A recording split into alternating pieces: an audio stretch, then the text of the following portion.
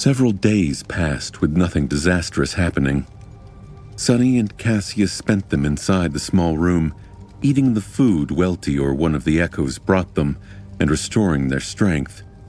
Even though they were constantly watched, both remained calm and somewhat relaxed. Outside, things weren't as peaceful. Of course, Mordred had not killed again. Doing so would have only compromised his efforts to frame Sunny for the murders. However, the air was so full of tension that one could almost cut it with a knife. With every day of nothing happening, the already frayed nerves of the lost grew tighter and tighter. Fear, unease, and anxious anticipation built and built, mixing under the pressure of uncertainty into dark, vicious, and volatile dread. Mordred knew when to push and when to pull too well. Sometimes, doing nothing produced the best result. With nothing to do but wait for an inevitable attack and nowhere to release the tension, the Lost spent a lot of time staring at the closed doors that led to the quarters where Sunny and Cassia were kept, their faces growing darker with each day. Something had to give. At this point, even Pierce and Welty didn't seem confident in their ability to keep these soldiers under control and battle-ready. The two masters spent the time making their own plans. Sunny didn't know what these plans were, since he didn't dare to send one of his shadows to spy on the formidable Knights of Valor. He had a pretty good guess, though. One of these days, he noticed that the Lost seemed especially restless. Pierce and Welty were behaving a bit strangely as well.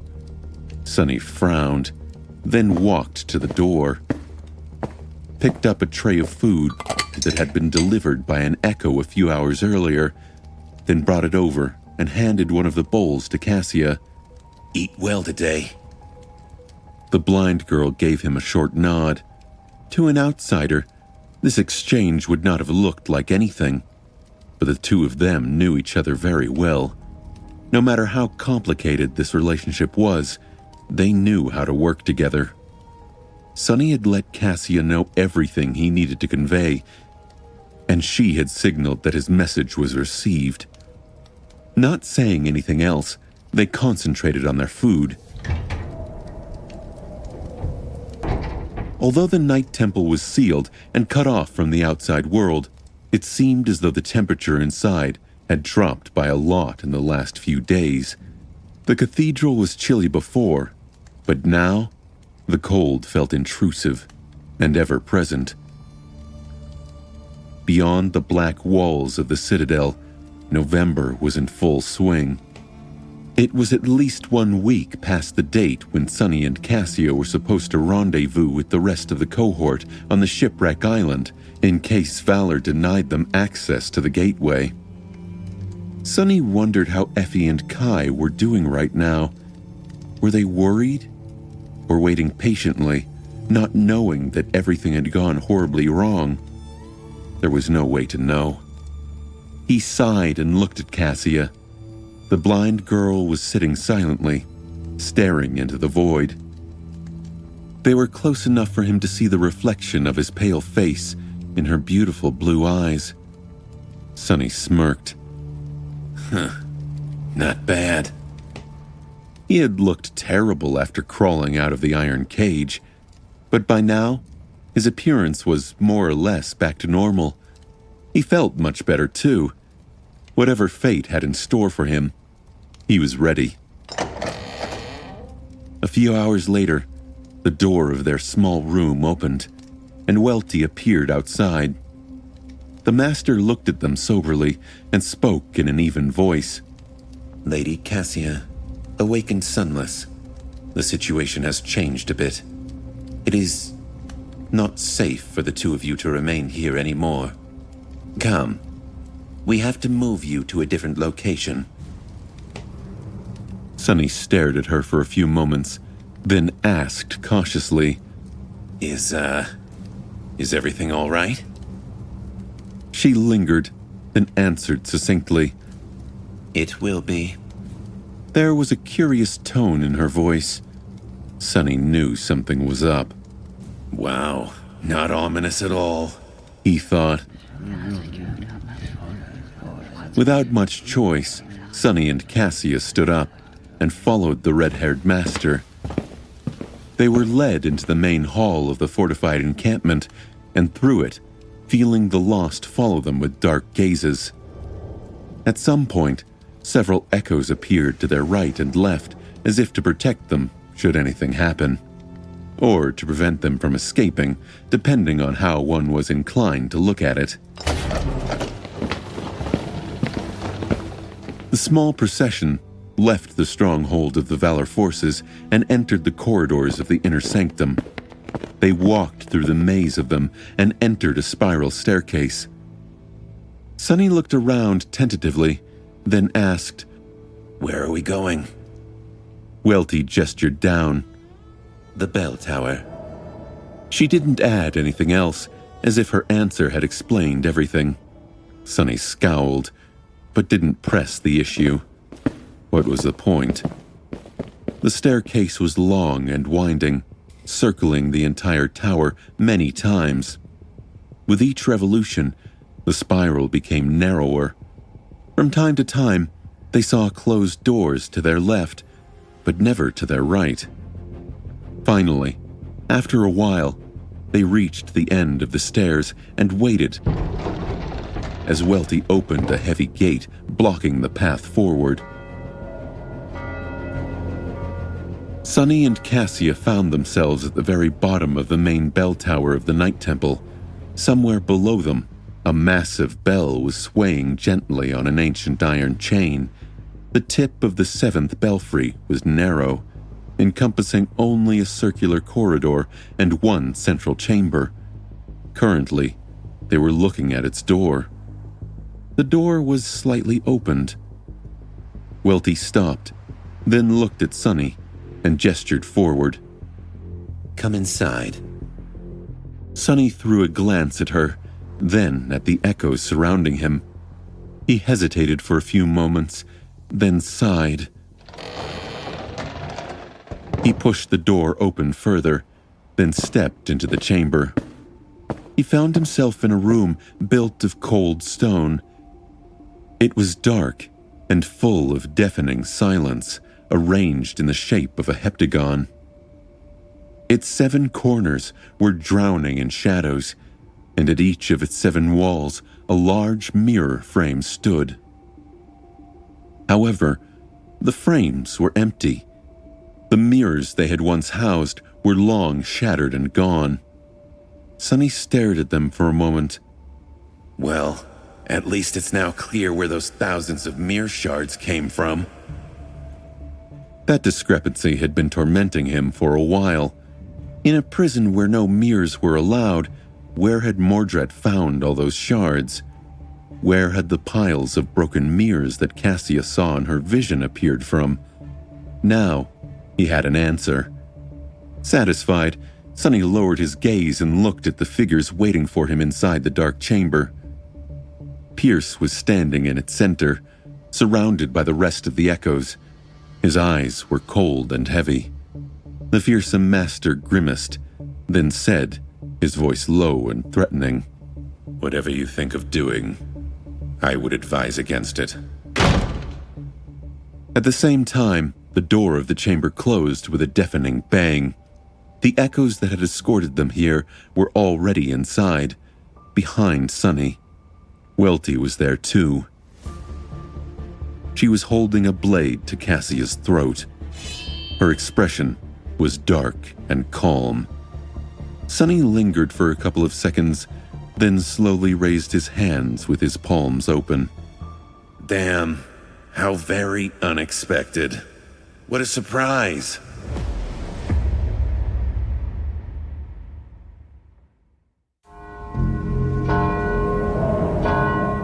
Sonny froze, trying not to move a muscle. His face grew pale and solemn. What is going on? Master Welty?" The woman stared at his back, the blade of a slender saber pressed against Cassia's throat. She remained silent, as though unwilling to answer. However, Pierce spoke in her stead, a dark grin appearing on his lips. Don't worry, we'll tell you shortly.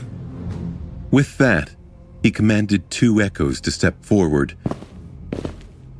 One was holding a large wooden box, its surface engraved with a complicated weave of a beautiful but disorienting pattern. The other was holding a folded piece of black cloth. Pierce carefully took the box, then placed it on the floor in front of him and closed his eyes for a moment. A loud click resounded from inside, and its lid rose by a few millimeters. He didn't touch it, though. Instead, the fearsome master sighed and took the folded cloth. Sonny stared at the wooden box with a bit of apprehension. What is that thing? Then Welty finally spoke. Her voice was cold and even. It's a mirror trap, a very special artifact created by the elders of our great clan. With its help, we can capture and bind the prince. Sonny blinked a couple of times, then forced out a weak smile. Well, that is good, right? Pierce snarled. Indeed. The problem is the ritual requires some time to be performed, and that monster has proved to be too devious to be held back long enough for it to work. Every time we cornered him, he simply destroyed the vessel and slipped away. Because we were always a step behind, and he was the one in control of the battlefield. The master smiled. Well, that is about to change. Sonny frowned. He knew what that meant. Behind him, Cassia suddenly spoke, vocalizing his thoughts. You want to lure him into a trap by using us as bait? Welty shook her head. Not you, Song of the Fallen. Just your companion. He is the one Prince Mordred wants, after all. The other master chuckled. For whatever reason, he seems to have chosen this one. Sunless is the one who caused all this. Isn't it only fair that he would be the one to end it? Pierce took a step forward and looked down at Sonny. I don't know why the bastard chose you as the final vessel, but from his actions, that he is fixated on taking your body above all others. Why else would he have gone to such lengths to frame and excommunicate you? Going as far as to risk sneaking into our camp. The Mad Prince is ill and unhinged. If we present an opportunity to possess you, he won't be able to resist. The master scowled furiously. And this time, we will be the ones in control. He won't escape us again. So, you wouldn't mind making a sacrifice for the greater good, would you, Awakened Sunless? Sonny shivered and took an involuntary step back. However, there was nowhere for him to go. Welty and the 5 echoes were behind him, blocking the path of escape. His options were to do as they say, or jump into the sky below. Not exactly options. What if I do mind? Pierce smiled. Then Lady Cassia will tragically lose her life at the hands of the escaped murderer, while heroically assisting the great clan valor and saving lives, of course. And you will do as I say anyway, only after a few additional and very, very unpleasant steps. Cassia gritted her teeth, then shouted, Sonny, don't do it! In the next moment, Welty moved her saber, making the blind girl fall silent. A drop of blood rolled down her neck. Quiet. Sonny froze, as if not knowing what to do. His eyes darted around the chamber, as if searching for something to save him. But there was nothing he could use, only the 2 masters and the 10 echoes, all ready to pounce at him if he were to try something. I...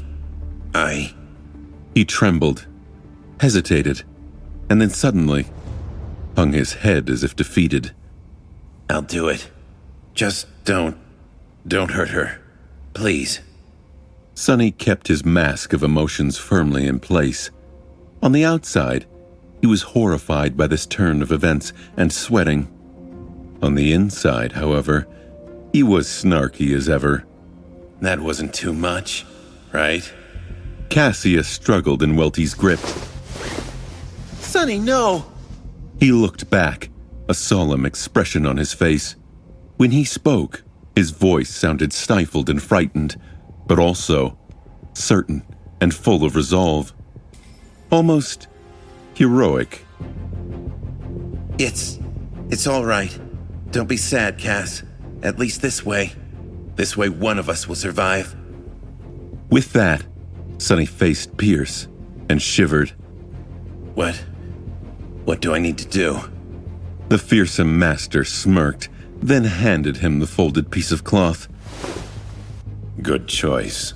Now first, I'm going to need you to get down on your knees. Sonny took the cloth and kneeled in front of the wooden box. He hated being on his knees before someone like Pierce. But what choice did he have? Slowly, Welty moved to stand side by side with Pierce, and the echoes dispersed, hovering near the walls as they surrounded him. Sonny closed his eyes as if resigned to his fate. Now what? Welty spoke, still holding Cassia with an iron grip. Pierce, meanwhile, bent down and put one hand on the lid of the box. Open your eyes. Unfold the cloth. Then, look at the item inside. Don't think of playing any tricks. She moved her saber, making Cassia whimper. Sonny flinched, but remained on his knees, gritting his teeth.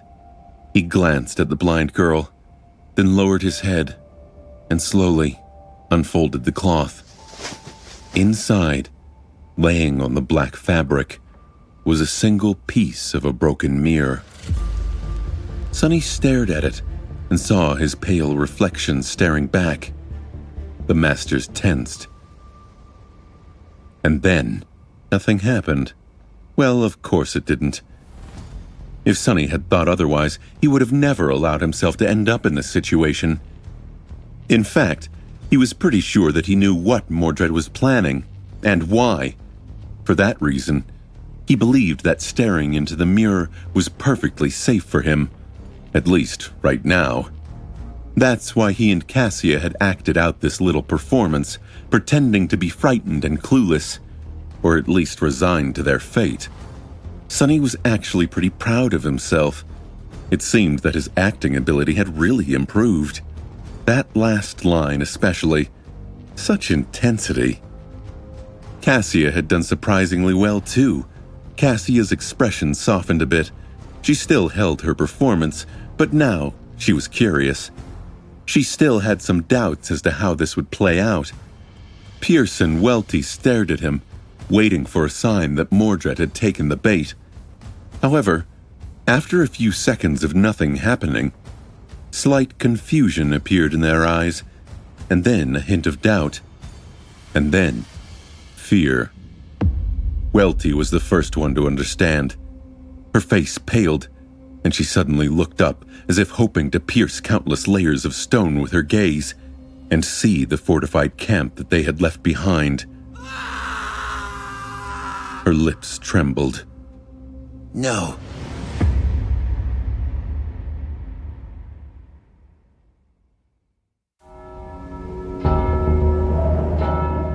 It had taken Sonny a lot of time to understand what Mordred was doing, and why, but in the end, he had succeeded, and thus managed to predict what the elusive prince was going to do, or at least do it with a sufficient degree of certainty to stake his life on it in this desperate situation. Just like everybody else, Sonny had been fooled at first. Arguably, he was the very first person to be fooled by Mordred in a long time, having brought the shard of glass into the temple to begin with. But the initial revelation he had received had to do with the brutal murder of the two guards. It was then that he realized that Mordred was not as insane and perverse as everyone seemed to think. Mordred's grotesque brutality was not the result of an irresistible, unhinged, and sadistic compulsion. Instead, it was a cold and calculated strategy that the prince had employed to diminish his enemies, break their spirit, and make their souls susceptible to his attacks. He had weaponized terror itself and made good use of it. After all, people were most scared of what was unknown, and what was more unknowable than the mind of a deranged, murderous madman. After Sonny realized that there was such a possibility, the next step was both simple and hard to take. He had to take a good look at himself and admit that he had fallen victim to this tactic. Mordred had gotten under his skin. Sonny was more resilient to deceit and manipulation than most, but he was also more vulnerable to the schemes of the Prince of Nothing. Their enmity was personal, and as such, involved powerful and destructive emotions: humiliation, resentment, the sense of betrayal. Such emotions were the enemy of clarity. Sonny had allowed his mind to be clouded by those emotions, and the increasing fear and tension only made it worse. So, he had to separate his emotions from his perception of the situation, knowing that some of them were a dire obstacle, and some were engineered by Mordred to obfuscate the truth. Once he did, it was as though a veil had fallen from his eyes. Without it, several things became apparent. The first one was that Mordred was not as terrifying as he wanted everyone to think. Sure, he was astonishingly powerful for an awakened, and equally as lethal. Enough so for Sonny to suspect that the prince possessed a divine aspect. If he and Nephis could, why not Mordred? He didn't know how many soul cores Mordred possessed, but if his aspect was indeed similar to theirs, there had been much more time for the former heir of valor to accumulate soul fragments and grow stronger. This could also explain why his power level was so anomalous. In any case, it didn't matter. Regardless of how powerful Mordred was, he was not powerful enough to obliterate his jailers completely. Otherwise, they would have been already dead. Sonny suspected that the Prince of Nothing was in the exact same situation as he was in. Sonny could even take on one of the masters, maybe even both of them with Cassia's help, and a lot of luck. He also stood a chance in the battle against the surviving Lost, but he couldn't fight them all together, and neither could Mordred. It was not an accident that the guards had been killed in the usual brutal and ghastly fashion, but the wounded sentinels simply had their throats cut. The murderous prince had not abandoned his barbarous ways on a whim. He simply wasn't capable enough to do more unannounced. Mordred was not all-powerful, just very, very good. The second realization came thanks to the first one. After the two wounded sentinels had been killed and the crowd of their comrades was hungry for Sonny's blood, back then, he briefly considered running away, even though Pierce and Welty would certainly pursue. And this was it. At that moment, he understood Mordred's true goal. It was not to single Sonny out, separate him from the Lost and possess his body. No. What the prince wanted was to separate the Lost from each other with Sonny's unwilling help, so that he could kill them, divided. Which didn't mean that he had no plans for Sonny's body, only that he wasn't aiming for it. At least, not yet. After Sonny understood Mordred's immediate goal, one last thing became apparent. It was that the murderer was indeed already among them. Only he wasn't hiding inside Sonny, as the Lost suspected.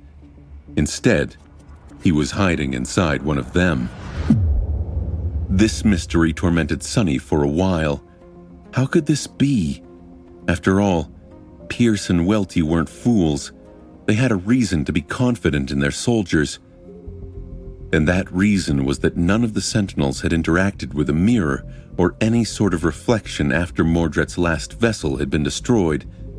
Everyone was careful and watchful of their comrades to keep them safe too. How could he have possessed one of them then? The answer was as simple as it was frightening. Sonny understood it after thinking about the Sentinel who had brought food and water to their cage, then lost his mind and tore out his own eyes. The eyes.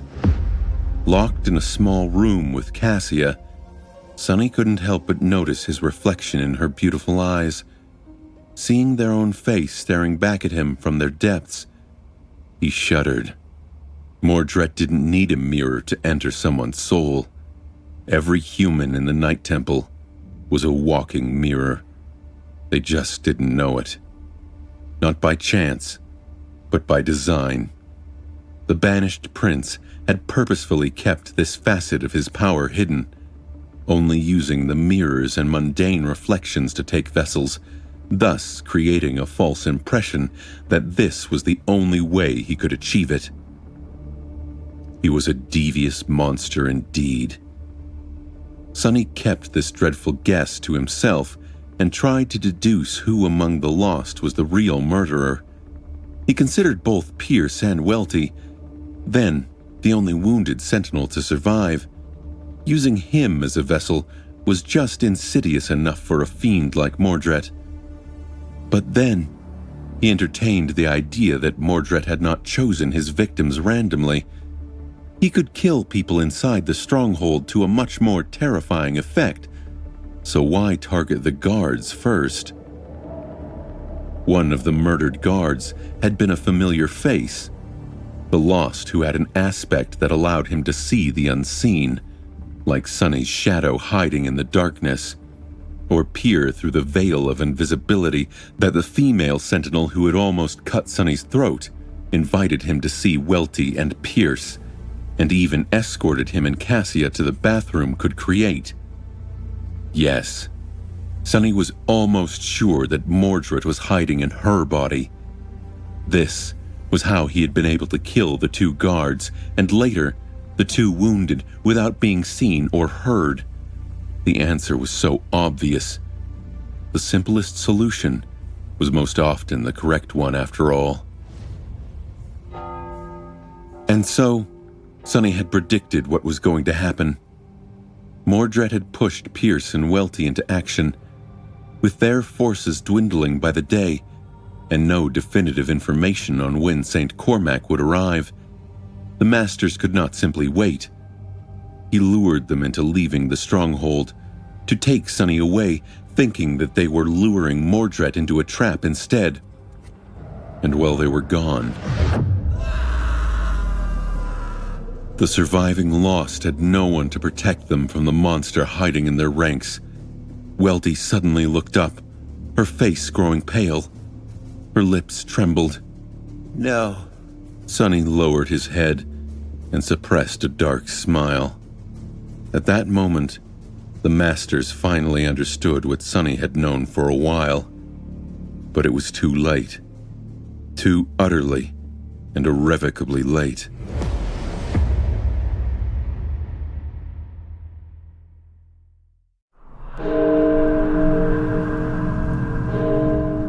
Welty froze, but only for a moment. Then, she threw Cassia aside and dashed toward the door, disappearing in a blur. Sonny was pushed away, rolling on the floor and almost crashing against one of the empty mirror frames. By the time he regained his balance, she was already gone. Pierce growled, then threw a murderous look at him and screamed, Kill them! With that, he dashed out of the chamber too, dismissing most of the echoes to take them with him. The fools still hoped that they could save their men, or avenge them at least. Sonny also couldn't really be mad at Pierce for ordering their death. He would have done the same. Now that their plan to bind Mordred had failed, the next best option was to make sure that there were no more vessels for him to possess. The Sentinels were already as good as dead. That left only Sonny. But Sunny was not one to let go of the grudge. Curse you, you bastard. There were only 2 echoes remaining in the mirror chamber. One was moving toward Cassia, already thrusting its sword forward. The other was towering over Sunny, its heavy battle axe raised. Sunny glared at the echo, not amused. In the next moment, a Stygian serpent appeared from the shadows behind the creature, wrapping its long and powerful body around the macabre effigy. Then, its head shot forward, the maw opening to a terrible width. Sharp fangs closed on both sides of the echo's face, easily piercing through the skull and crushing it with a grisly crunch. At the same time, Cassia rose to one knee and deflected her enemy's sword with a long dagger. A slender rapier flashed from behind her, piercing the creature's neck and emerging from its other side in a shower of blood. Both echoes fell to the floor, disintegrating into a rain of sparks. From start to finish, they had not made a sound. Sunny rushed to Cassia and bent down, trying to ascertain the severity of her wound. His voice sounded tense and worried. Are you okay? There was blood flowing down her delicate neck, but the cut seemed shallow and not at all dangerous. A sense of profound relief spread through his chest. The blind girl nodded. I'm fine. Go. There won't be another opportunity. He hesitated for a moment, then rose without saying a word and stepped into the shadows.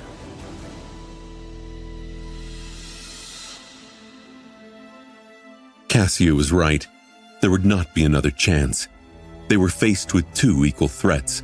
One was the pair of ascended knights, and the other was the cursed hellspawn, Mordred himself. Sunny had to make sure that all 3 died today. Well, 2 of them. He didn't know how to destroy the Mirror Fiend, so leaving Mordred without a vessel was going to have to suffice. Previously, Sunny had left one of his shadows at the precipice of the stairway and then commanded it to hide. Now, he appeared out of it, turning into a shadow himself, just in time to see Welty and Pierce shoot past him. Most of the Night Temple was submerged in darkness, now that no one was alive to keep the lanterns aflame. Rushing through it, he followed the masters and reached the doors of the last stronghold of the Valor forces, almost at the same instant as them. Welty simply crashed through the door, pulverizing it into a cloud of splinters. What met them inside was a bloodbath. The encampment of the Lost was unrecognizable. Before, it had been clean and orderly, somewhat somber, but looking like a well-inhabited space. Now, all Sunny could see was blood. The floor was slick with it, and so were the walls. Even the ceiling was painted red. All of the hall was one vast, morbid pool of the crimson liquid, with severed limbs and mangled bodies sprawled in it. Some of them mutilated so thoroughly that it was almost impossible to recognize them as former humans. And in the center of this vile slaughterhouse, a lone figure was sitting cross-legged, a carefree smile on her lips. The beautiful female sentinel looked different. Her appearance was the same, but everything else about her, her bearing, her gaze, her presence, had changed. She was relaxed and friendly, almost polite. She looked exactly how Mordred had sounded, back when he and Sunny spoke in the lightless abyss of the sky below. The dissonance between her pleasant demeanor and the gruesome bloodbath surrounding her was ghastly and deeply disturbing. When the 2 masters appeared inside the hall, 8 echoes weaving themselves from sparks of light around them, Mordred's smile widened. He absent-mindedly threw a pristine white stone knife into the air, then caught it again, and somehow made it disappear without a trace. Ah, Sir Pierce, Lady Welty, you finally made it. Then he shifted his gaze and looked directly at Sonny, who was hiding in the shadows near the door. And you, Sunless, it is such a pleasure to finally meet you face to face. Well, I guess we've already met a few days ago. Still, what an occasion. I've waited for it for a long, long time. He looked back to Welty and Pierce, his smile remaining the same, but his eyes growing cold and frightening, as though there was a dark ocean of unfathomable depth hiding beneath their surface, full of harrowing terrors. But not as long as I've waited to meet the two of you. Pierce growled, taking a step forward.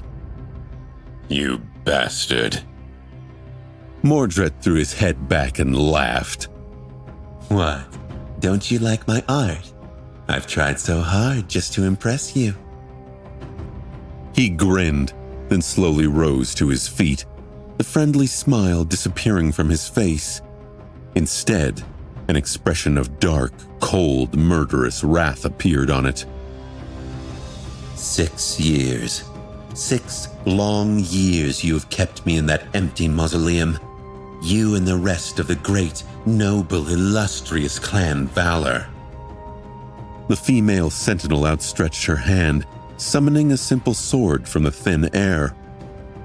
You destroyed my body, stole my birthright, and even destroyed my reflections. But no matter. I had plenty of time to think of ways to repay your generosity. The things I have in store for you. Oh my. When I'm done with Clan Valor, the word itself will gain a new meaning. Even the gods will look up from their graves and tremble. Mordred smiled, then said evenly, not moving his gaze away from Pierce and Welty. What do you think, Sunless? You and I have no quarrel? Well, unless you are still angry about that little deception of mine. Can't really blame you. These two, however, will never let you leave this place alive. Shall we join forces? Deal with them and escape together? I could be lying, of course. Maybe I'll just use you again, then kill that little oracle of yours and take your body. Who knows? Sonny lingered for a moment, then stepped out of the shadows, appearing between Mordred and the masters. Welty glanced at him with a hint of concern. Pierce grimaced, then uttered through gritted teeth, Don't do anything stupid, boy. This thing isn't even human. I don't know what was done to him, but he has not been a human for a long, long time. He will consume your soul and wear your body like a suit. And even then, it won't be of any use. Once Lord Cormac returns, even that which remains of you will be obliterated. It's not too late. Join us, and together we can stop this demon. Sonny stared at him for a bit, then glanced at Mordred. Finally, he sighed, took a few steps, and stopped beside the female sentinel. The Saint and the Soul Serpent appeared from the shadows to his left and his right. Together, the four of them, Sonny, Mordred, and the two shadows, faced the two knights of Valor and the 8 human echoes. Sonny smirked. I am somewhat of a demon myself, you know.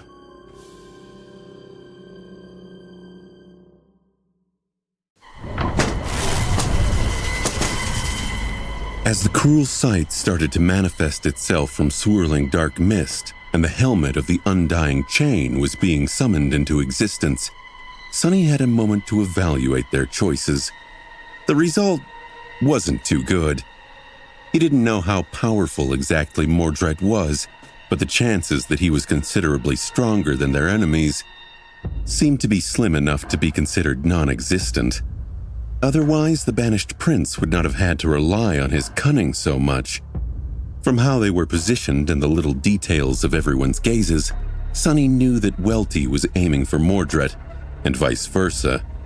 That meant that he was going to have to face Pierce, while the Saint and the Serpent would be tasked with holding back the echoes. He wasn't too worried for the Saint, who was an Ascended and excelled in defense and durability. The Serpent, however, would have to be really careful. Sonny was most worried about himself, though. He was not going to underestimate Pierce. The man was not only a master, but also an elite, a knight of the great clan Valor. He was as formidable as he was deadly. Pierce's aspect made him resistant to all sorts of attacks as well.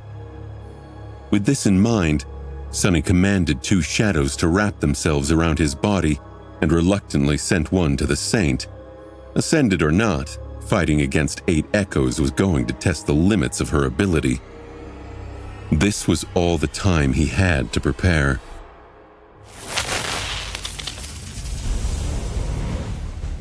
Long before the cruel sight finished weaving itself from the mist, the blood-soaked hall of the somber cathedral exploded with violence and motion. Welty's eyes suddenly shone with a hypnotic scarlet light, and Mordred staggered as he was dashing forward. A pained groan escaped from his lips, and his movements slowed down considerably. In the next moment, the body of the female sentinel shimmered and disappeared. Moving with terrifying speed, Welty lunged forward, then spun her slender saber, colliding against something midair. The clashing of blades echoed amid the black stones, and 2 fissures appeared on the layer of blood covering the floor, as if someone was sliding back, pushed away by the force of the impact. At the same time, the 8 echoes attacked. The creatures moved with the frightening precision of soulless machines, coordinating their assault with enough cohesion to make them a fearsome threat. Although their intelligence couldn't compare to actual humans, the morbid effigies retained enough of the skill of their originals to fight almost as human warriors would. Each of them possessed an aspect, too. The Saint collided with their formation like a demon born out of darkness, her kite shield receiving a rain of blows as the Midnight Shard shot forward. The Soul Serpent submerged into the shadows and flowed through them, appearing behind the 6 advancing echoes to lunge at the 2 whose aspect abilities allowed them to perform ranged attacks. And lastly, there was Sonny. Pierce descended upon him like a siege ram, bringing down his long sword with enough force to make the whole hall tremble.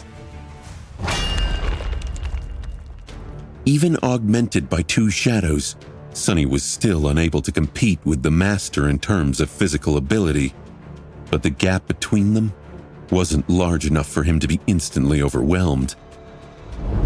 Sidestepping, he received the edge of the enemy's sword on the vambrace of the Undying Chain, angling it in a way that allowed for most of the force to be deflected instead of absorbed, and threw his other hand forward, the ghostly blade of the Midnight Shard glinting dimly as it appeared out of nowhere, aimed at Pierce's throat.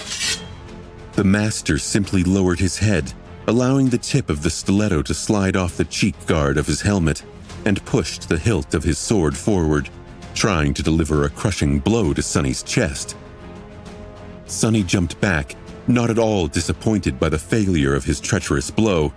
It had not been meant to do any damage anyway. It just had to buy the cruel sight time to finally manifest itself into a material form. And now, it had. Sonny thrust the somber spear forward, forcing the enemy to dodge out of the way and give him a moment to breathe. Strong. This bastard's just too strong.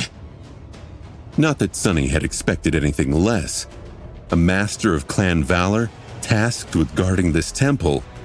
Pierce had to be formidable to make it this far, and he did not disappoint. Through the insight of Shadow Dance, Sunny could see and understand some of the Ascended Knight's battle techniques. Pierce possessed explosive strength and enough agility to channel it into almost inescapable attacks. His understanding of combat was tremendously deep, sharpened by years upon years of relentless training and countless battles. A warrior of such skill was not going to be led into an easy trap. His control of essence was also on a completely different level.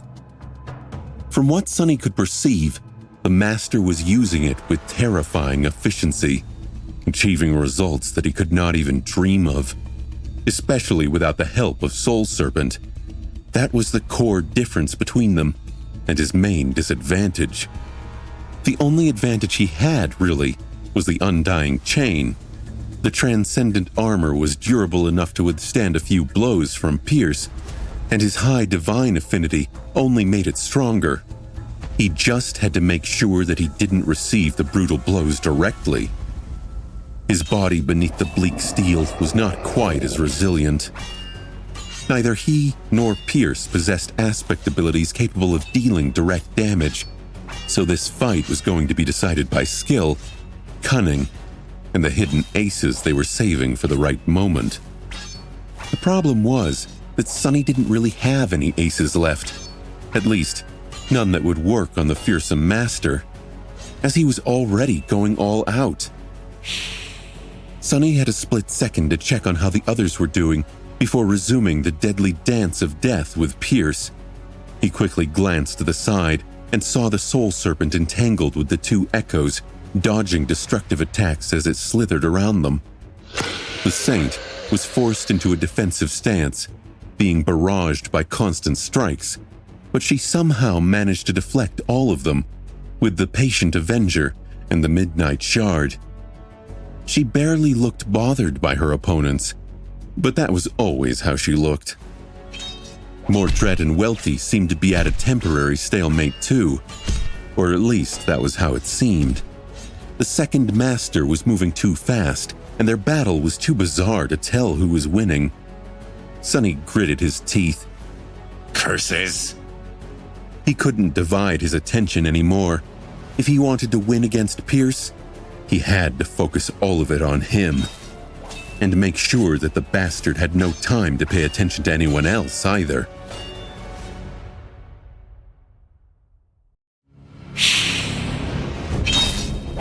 Sunny used everything he had, moving with unimaginable speed, agility, and precision.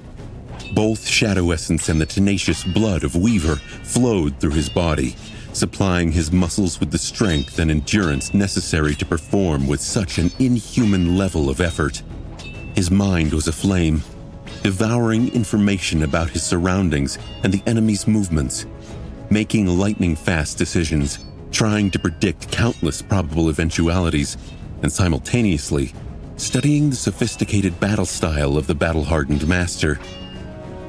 But despite all that, he was barely surviving Pierce's unrelenting assault. Every moment, Sunny was just a split second away from death. The Knight of Valor was just too powerful, skilled, and overbearing. His cold eyes were full of calculating ruthlessness and dark, iron-focused killing intent. They were calm and focused like that of an experienced predator, stalking helpless prey. That prey, unfortunately, was Sunny. Damnation! Nothing he had experienced could have prepared him for this. Sunny had fought many opponents who were stronger and faster than him, but he had never been this outmatched in terms of sheer power. At least, not in a fight against a human, who, unlike most nightmare creatures, also possessed a keen mind, devious cunning, and martial skill that were the greatest weapons of his kind. Maybe only Morgan of Valor, but she had held back, and theirs had not really been a battle to the death. Sunny and Pierce clashed on the bloodied stones, their weapons flashing through the air fast enough to leave after images behind. The clangor of metal filled the somber hall, mixing with the furious sounds of battle coming from their left. There, two different storms of metal raged violently. One centered around Mordred and Welty, the other from where his shadows fought the echoes of the fearsome master. Sonny had no time to look that way, but he could hear the constant ringing of blades landing on the saint's shield. There were so many blows that their sounds almost merged into one dreadful, uninterrupted litany of steel. He had not heard the spell yet, so he knew that none of the echoes had been destroyed. The shadows were in one piece as well, even if he didn't know whether or not they were whole, damaged, or dying. He deflected another strike of Pierce's swift longsword, then whipped the butt of the cruel sight forward, hoping to catch the enemy in the face. Helmet or not, such a strike was bound to deliver some damage. Pierce received the blow calmly and didn't even flinch. Instead, he lunged forward and rammed into Sonny with his shoulder, sending him flying back. Curse that bastard! Is he made of stone or what? Sonny twisted in the air and landed on his feet, tasting blood in his mouth. That shoulder bash was powerful enough to shatter a stone wall. His tempered bones had not shattered, though. Gritting his teeth, he immediately shifted, dodging a powerful thrust, and brought the spear down on the enemy. Fine. This is fine. The longer he survives, the better I understand his style. The better I understand his style, the longer I'll survive. The two of them fought ferociously, neither showing any sign of doubt, hesitation, or weakness. Yes, Sonny was younger and less powerful, but he was skilled and experienced too. He was also ruthless and cunning. He was a killer himself. Pierce had managed to land several debilitating blows, rattling his entire body. The undying chain held, but beneath it, Sonny was bruised and battered. However, he had been able to break through the knight's defense and deliver a few strikes of his own. The results were less than ideal, though. Even when he exceeded in thrusting the tip of the cruel sight through the crack in the enemy's armor, it was like trying to cut through a monster's hide. He only managed to burn the bastard a little, and make a few drops of blood roll down his armor. Why was the divine flame not as destructive as it should have been? What was wrong with this monster? Pierce pushed him away, briefly glanced at the shallow wound, and grinned darkly, not showing any indication of being bothered by it. Is this all that you can do? Not enough. Not nearly enough, little rat. Sonny growled back at him. Shut your mouth. You suddenly have time to waste breath?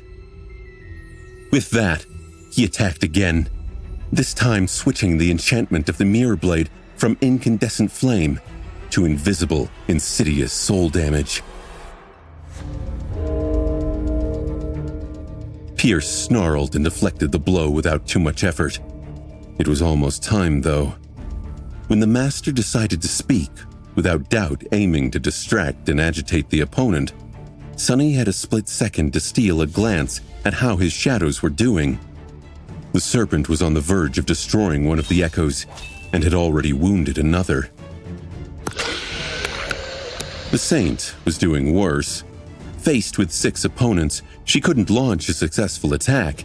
Some of the echoes surrounding her were severely wounded, but none seemed to be close to death. That was not her task, though. Sonny actually preferred that she didn't eliminate any of the echoes. He wanted them all in one piece, constantly attacking the taciturn knight, landing more and more blows on her shield. The patient avenger. By now, its surface was glowing with an angry orange light, as if there were furious flames burning beneath the cold steel. And there were, in a sense. A string of runes surfaced in his memory. Cold steel. Enchantment description. This shield can store a portion of impact damage it receives to augment another weapon of its wielder or unleash an immolating wave of fire. Well, by now, the Patient Avenger received more than enough impact damage to unleash an ocean of flame.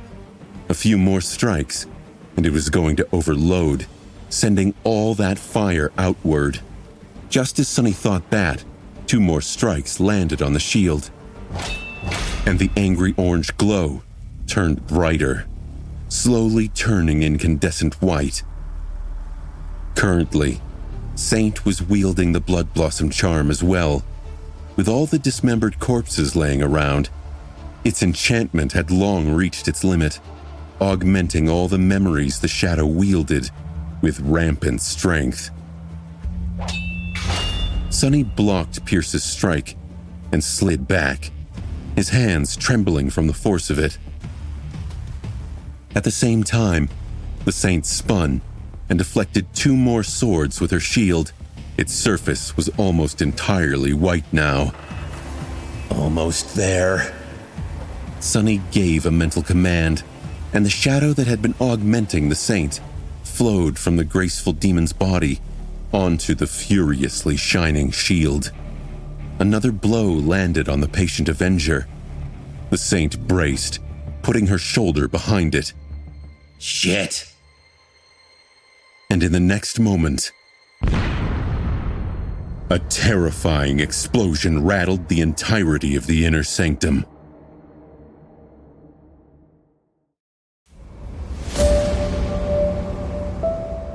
Just a moment before the Patient Avenger detonated, Sunny fell backward and dove into the shadow cast by a wide stone pillar.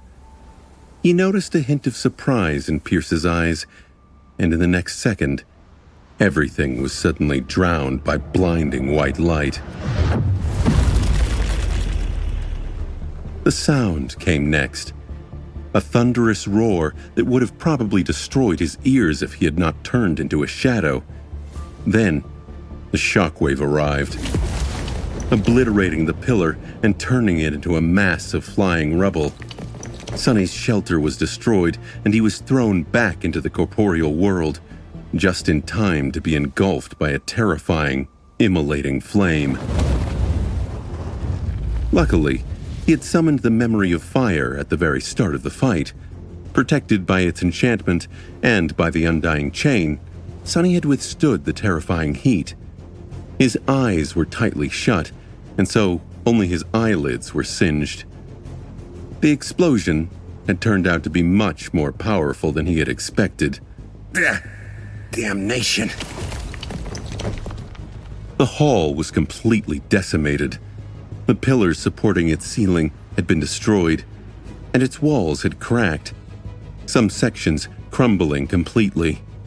The bodies of the buried lost were practically erased from existence, and everything was obscured by a cloud of stone dust mixed with thin crimson mist, which had appeared after the pool of blood had evaporated. In all this mayhem, Sunny was able to sense a few familiar shapes. The serpent had merged with the shadows before the explosion had hit too, so it was unharmed. The Saint, however, was not as lucky. Her entire left arm had been torn off at the shoulder. The onyx armor mangled and revealing scorched alabaster skin. Fine ruby dust was flowing from the terrible wound, falling to the floor like a stream of morbid hourglass, as if counting how long she had left to live. This was the result of augmenting and overloading an ascended memory. Even the wielder was not safe from the consequences as it turned out. Sunny's mouth twitched, and he immediately dismissed the taciturn knight, then called back his third shadow. In the short moment before it reached him and wrapped itself around his body, he managed to sense the rest of the devastated hall. The echoes seemed to be obliterated. Welty was kneeling at a distance, shaken and superficially wounded, but still alive. Mordred was sprawled on the floor, seemingly thrown out of his invisibility. Only Pierce was still on his feet, as if not affected by the explosion at all. His armor was battered and scorched, wisps of smoke rising from the cracks. But the master himself appeared unperturbed. In fact, his murderous intensity only grew more suffocating. He was like an impregnable stone cliff that could never be brought down by the raging winds. Not wishing to reveal himself, Sonny suppressed an infuriated growl and silently dashed forward. The silver blade of the cruel sight whistled quietly, shooting toward the bastard's heart. However, at the last moment, Pierce shifted and easily deflected the blow with his sword, throwing the spear off course. His armored fist flashed, flying toward Sonny's head. When the blow connected, Sonny was blinded for a moment. His eyes were still closed, but it was as if something exploded behind his eyelids, and at the same time, his mind blanked. He only felt the world spinning. Disoriented, Sonny continued his lunge and collided with the fearsome master. The impact threw them both to the ground in a clatter of metal. They flew back and then collided against the stone floor. Pierce grabbed Sonny by the throat and drove a knee into his abdomen, causing another explosion of pain to spread through his body and sending him rolling over his head and away. But not before Sonny's free hand snaked toward one of the cracks in the Ascended Knight's armor and planted something deep into his flesh. A long, narrow needle, forged out of black steel, with gold wire wrapped around one of its ends. Driven with all of Sonny's strength, the heavenly burden sunk into Pierce's flesh almost entirely, with only a few centimeters sticking out of his skin and barely visible in the narrow fissure marring the surface of the knight's armor. Of course, such a tiny needle was not going to wound a master seriously, or even slow down his movements. But the damage was not what Sonny used it for. Rolling on the ground, he twisted and landed on his knees, sliding a few steps back and almost instantly regaining his balance. A few meters away, Pierce was already rising to his feet too. His eyes were brimming with killing intent, and his longsword was glistening as it reflected the flames burning around them. He was ready to finish this fight. But then, something strange happened. The fearsome master suddenly swayed, a confused expression appearing on his face. A moment later, the soles of his armored boots separated from the stone floor and rose into the air. The heavenly burden was the memory Sonny had exchanged for contribution points after helping Master Jet put down the demented awakened Shadowblade Kurt. Its single enchantment was simple and straightforward. Living beings pierced by the needle would float up and up and up until it was removed. Sonny had acquired it to combine the enchantment with the Dark Wing and receive the ability to fly out of the sky below if need be, which did not mean that it had no other uses. Pierce was rising into the air, his feet already a full meter above the floor. His initial confusion was gone, and he swiftly looked down at the tip of the needle buried in his flesh. The master's hand shot toward it, but the fingers of his armored gauntlet were too thick and clumsy to dig the needle out on the first try. Sonny did not doubt that he would manage soon. He was also fairly certain that the Ascended Knight possessed at least one memory in his arsenal that would be able to help him either counteract or control the effect of the heavenly burden. However, both of these options were going to require some time, no matter how short, the time that Sonny wasn't going to give him. He thrust his hand forward, sending the moonlight shard flying toward Pierce's eye. Without anything to use as purchase, the knight was deprived of the very foundation of combat ability, the warrior's connection to the ground. He couldn't move to dodge, couldn't control the distribution of his weight to mount an offensive defense, and couldn't even use most of his strength. However, Pierce still managed to deflect the ghostly stiletto with his sword, which left him open and defenseless, to Sonny's true attack. As soon as the moonlight shard left his right hand, Sonny brought his left up and behind him, used all of the strength the three shadows gifted him, sent a flood of essence into his muscles, and cast the cruel sight forward. His throw was performed with perfect form, just like Effie had taught him. At the last moment, the three shadows flowed from his fingers and wrapped themselves around the somber spear's silver blade. Pierce's eyes widened. The cruel sight shot through the air like a black comet and sunk into the fearsome knight's chest. The force of the throw was so great that it went right through his damaged armor, his tough skin and bones, and then his heart. Still affected by the heavenly burden, the master's body was sent flying up with terrifying speed and impaled on the stones, hanging lifelessly from the tall ceiling of the devastated hall. A stream of blood fell down like crimson rain. Sonny staggered, then supported his weight with his hands and let out a shaky breath. Come on. A moment passed in silence, and then he finally heard the painfully familiar voice. This time, the spell's whisper sounded like beautiful music to his ears. You have slain an ascended human, Pierce. Your shadow grows stronger. Gods, I actually did it. Sonny smiled darkly, allowed himself a second of rest, and then rose to his feet, knowing that the battle was not over. Mordred and Welty were still there, both as deadly as the damned bastard he had just killed. He dismissed the cruel sight and immediately summoned it again, simultaneously checking on his reserve of shadow essence. Sonny had spent a lot, but not so much as to worry. Yet. The soul serpent appeared from the shadows and slithered onto his skin, turning into an intricate tattoo. Still keeping his eyes closed, partially out of caution and partially because his eyelids were burned and hurt like hell, Sonny extended his shadow sense forward and tried to understand what was happening to the other two participants of this hellish battle. Welty was standing some distance away from him, swaying. Her hands were pressed against her face. Meanwhile, Mordred. Sonny froze. The female sentinel was dead.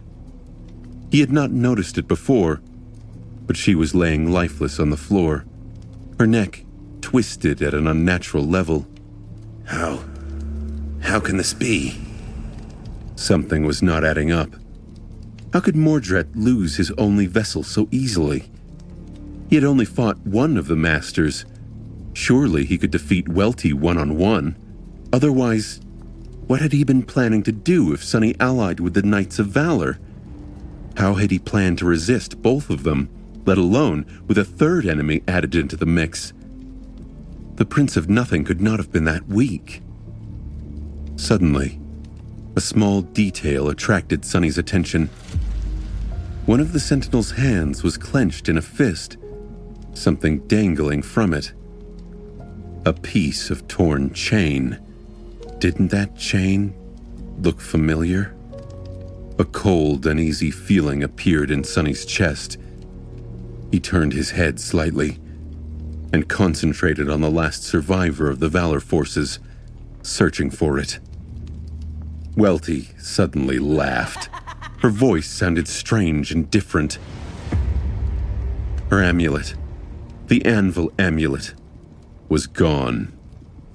The master lowered her hands and smiled. Ah, that is much, much better.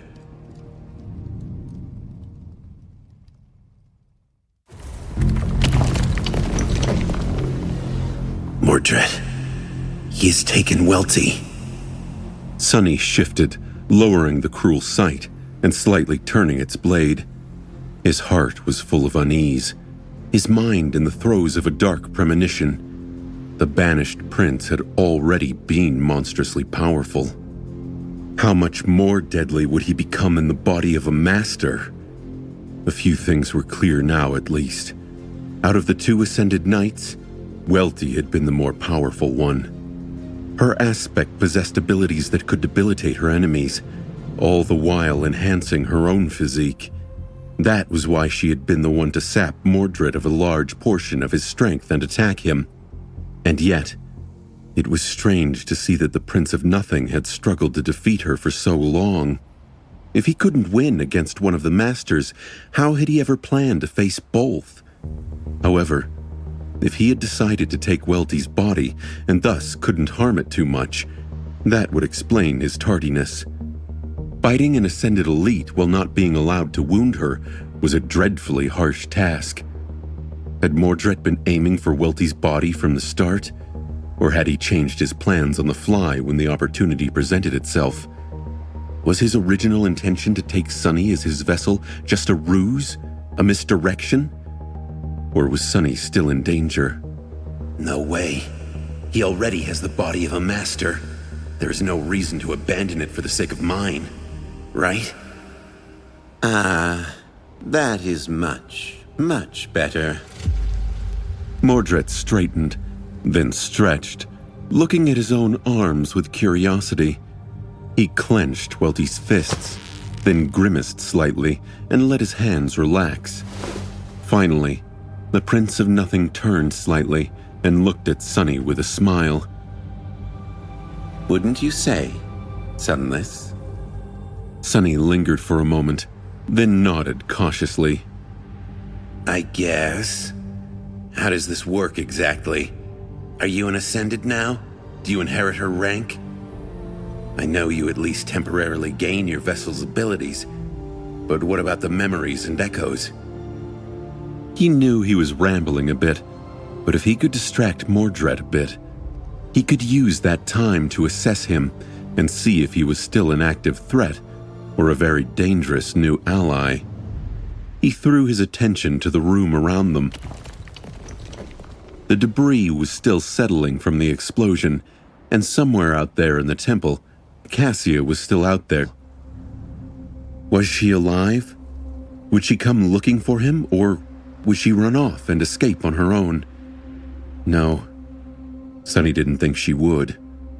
Mordred's smile widened a little. So curious. Your inquisitive nature is truly worthy of an Academy researcher. Dodging the questions like always, huh? Crafty bastard. Sunny sensed the slender saber laying by the former master's feet, then concentrated on the corpse of the female sentinel for a moment. Well, if you're not going to answer that question, mind telling me what you intend to do now? How are we going to escape this place before the Saint arrives? The Prince of Nothing bent down and picked up the saber and sighed. Oh, that. Don't worry. I do have a plan. It's just, I'm not sure that you are going to like it very much, Sunless. Sunny felt cold shivers running down his spine.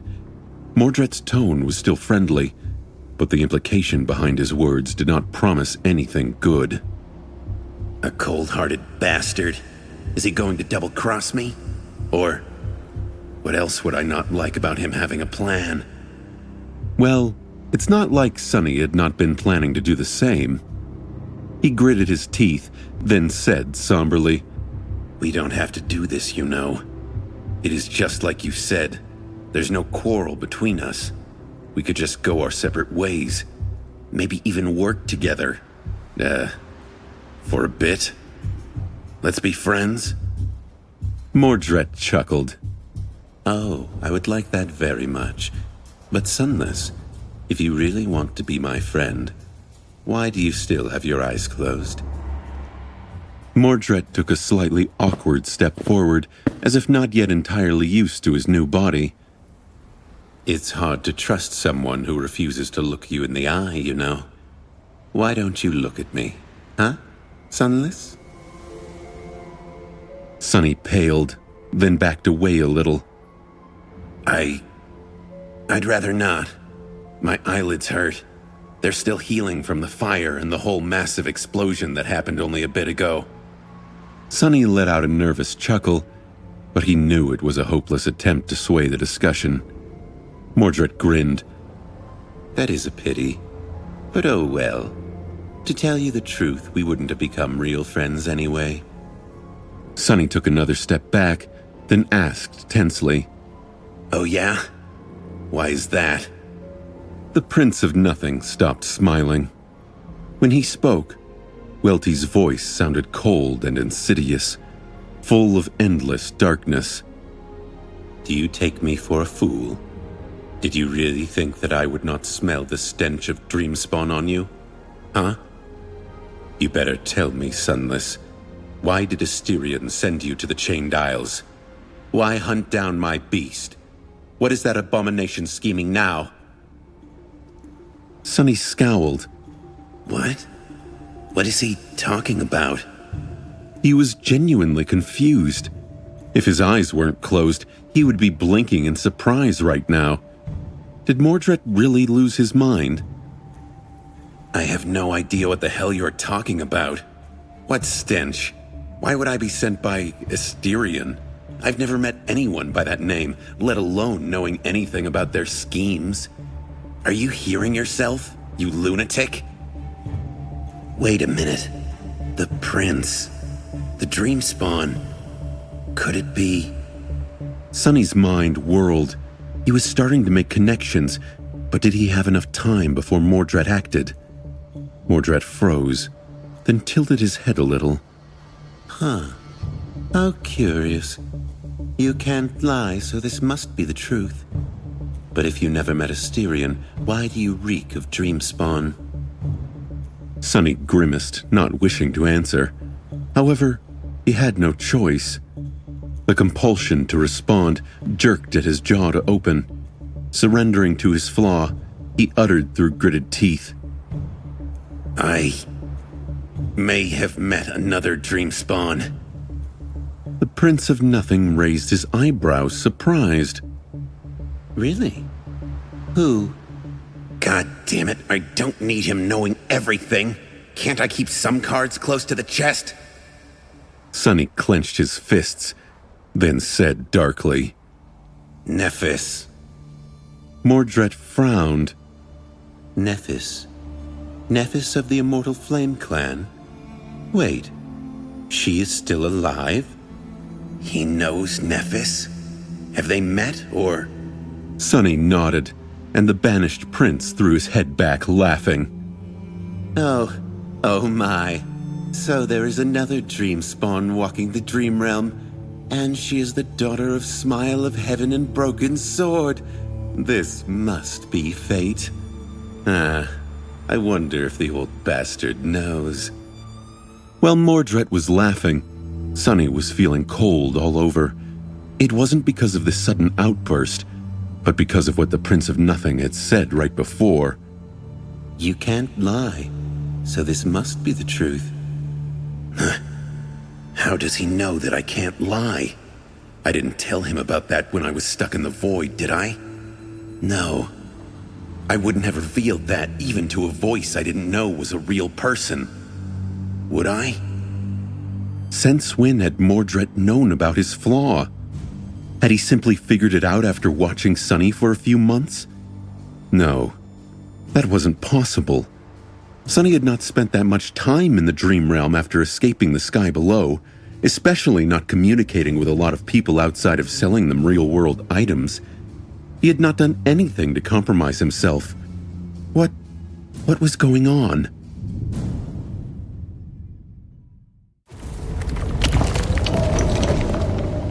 For a moment, Sonny's heart grew heavy, his mind consumed by murderous darkness.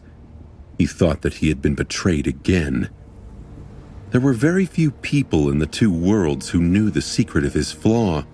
Nephis was one, but she was far away. Kai and Effie probably had their guesses. However, they chose to remain silent out of respect for his unwillingness to speak about this matter. That left only Cassia. Cassia, who was right here in the Night Temple and had already turned on him once. But after thinking about it a little, Sunny realized that there had been another being who possessed the knowledge of his aspect. The problem was that it had been dead for a long, long time. The Mirror Beast. The ascended reflection had mirrored his aspect, so it had to have glimpsed it somehow. And it was connected to Mordred far more thoroughly than Cassia ever could be. Sunny shifted uncomfortably. He felt vulnerable, exposed. He was armed, but Mordred knowing something so personal, so intimate, it felt like a violation. The Prince of Nothing had not known everything about the Shadow Slave aspect before. Sunny was sure of it. Back in the abyss of the sky below, Mordred had expressed genuine curiosity and surprise about things that he would have already learned otherwise, which meant that he had most likely only received that information after the Mirror Shard was brought into the Night Temple. It also meant that he was only informed about what the Mirror Beast had learned, and what had been true then. If this guess was correct, maybe Sunny would be able to use a gap in Mordred's knowledge to his advantage. Or he was wrong, and Cassia had really betrayed him again. Somehow. A lot of things depended on whether or not he was ready to trust her again. His very life depended on it. Sunny frowned, then said, his voice even, You seem to be having fun. So, now that you know that I have nothing to do with Asterion, whoever that might be, are you going to rethink your previous plans and leave me be? Mordred chuckled. What do you think? Sunny sighed. Honestly, I don't know what to think anymore. Not when it comes to you, at least. You really are a devious bastard. You know that, right? Oh, don't take it as an insult, by the way. Coming from me, it's actually quite the compliment. The Prince of Nothing shook his head, then took another step forward. Well, a mirror can only reflect what is in front of it, Sunless. Is it my fault that the things in front of me are cruel, vile, and deceitful? I think not. Then again, maybe it is. Either way, I don't really care. Blame your bad luck for being of use to me if you wish. His eyes ignited with a hypnotic scarlet light, and although Sunny's own were closed, he suddenly felt slow and sluggish, strength draining from his muscles. He swayed and used the cruel sight to support himself. Wait. Before we start this, answer one last question for me. Mordred smiled. Sure. Why not? What do you want to know? Sunny strained as if trying to speak. His mouth opened, but instead of saying anything, he simply attacked. The Prince of Nothing laughed, amused by this little deception. His saber flashed forward to meet the blade of the cruel sight. A moment later, though, his laugh abruptly stopped. Sunny had no illusions about his chances in the fight against Mordred.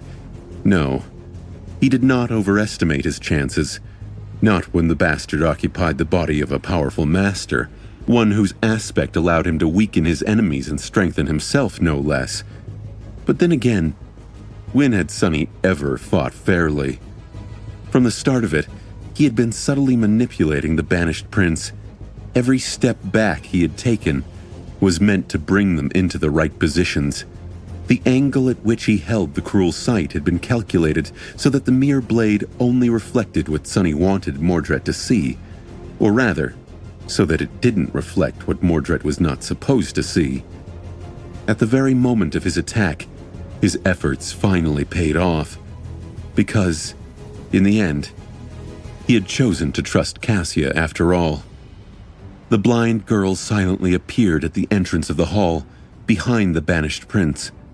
Her eyes were hidden by the silver half-mask, but the polished steel armor and the midnight blue coat were gone. Instead, she was wearing the familiar light tunic and a cloak the color of sea waves. This was the memory gifted to her by Nephis, one that Changing Star had received after slaying an awakened terror in her first nightmare. The armor possessed an enchantment that made enemies less likely to pay attention to its wearer. Unnoticed, Cassia knelt and placed something on the floor in front of her. It was a large wooden box, its surface engraved with a complicated weave of a beautiful but disorienting pattern. The lid was still slightly opened, rising above the lip by a few millimeters. Sonny suppressed a grin. Good thinking, He thought. The box had not been part of the plan, but Cassia seemed to have made a correction when a beneficial opportunity presented itself. The moment the blade of the cruel sight met Welty's saber, the blind girl grabbed the lid, threw it open, and then poured her soul essence into the box. Inside, the mirror trap was lined with plates of polished silver, each reflecting the one opposite it, thus creating an infinite labyrinth of reflections.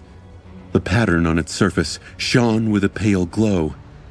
Mordred staggered, his laughter cutting short. His hand seemed to weaken. Sonny easily pushed the saber aside and thrust his spear forward, aiming to end the fight with one ruthless strike. However, the Prince of Nothing wasn't done yet.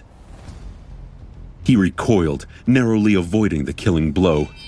Even though the tip of the cruel sight pierced Welty's flesh, the wound wasn't fatal.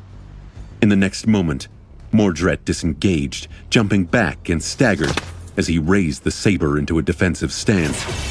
His eyes darted toward the wooden box. that cursed thing. Blood was streaming down his side, but the banished prince didn't seem to care. Neither did Sonny. He dashed forward, feinting a downward slash, then turning it into a swift thrust. Who knew how long Mordred would be slowed down by the mirror trap? It hadn't helped the forces of valor. He had to finish this fast. Mordred barely deflected the attack, moving with visible strain. His mouth twitched. Hey, Sunless, why don't you go and destroy that box? Sonny pushed forward, closing the distance between them and simultaneously turning the cruel sight into a sword. It flashed through the air, but it was deflected once again. Even with his powers reduced so direly, the prince was still a formidable fighter. Mordred bared his teeth. No? But I must insist. Why don't you go and kill that little oracle of yours? Mordred's eyes gleamed with vicious amusement. Lost from Light? That is your true name, is it not? Do it. Sonny froze. His sword trembled. Then, as his face became pale as a ghost and his pupils widened in horror, he slowly turned, facing Cassia. A strange sound escaped from his lips. Mordred smiled, slightly relaxing his guard. It was at that moment that the cruel sight shot toward his body, easily sliding past the slender saber. Sonny scoffed. Why don't you go to hell? I already have a master.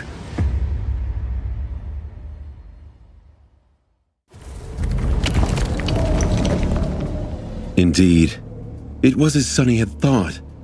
Mordred had learned his secrets from the mirror shard left behind by his beast. He didn't really know of his aspect. He only knew of its reflection. And that reflection was incomplete. That was why the cunning prince had assumed that he would be able to enslave Sonny by using his true name. Of course, Mordred would have been careful, taking the possibility that Lost from Light already had a master into account. But Sonny was half a step ahead. He had doused that caution by being ready to pretend to be enslaved, and then attacked.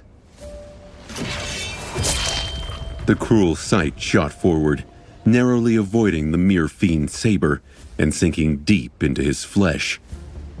It cut through the enchanted black tunic, pierced Welty's body, and emerged from her back. Mordred's face contorted, his eyes full of shock and pain. Sonny, of course, couldn't see it, since he was still relying on shadow sense to navigate the world.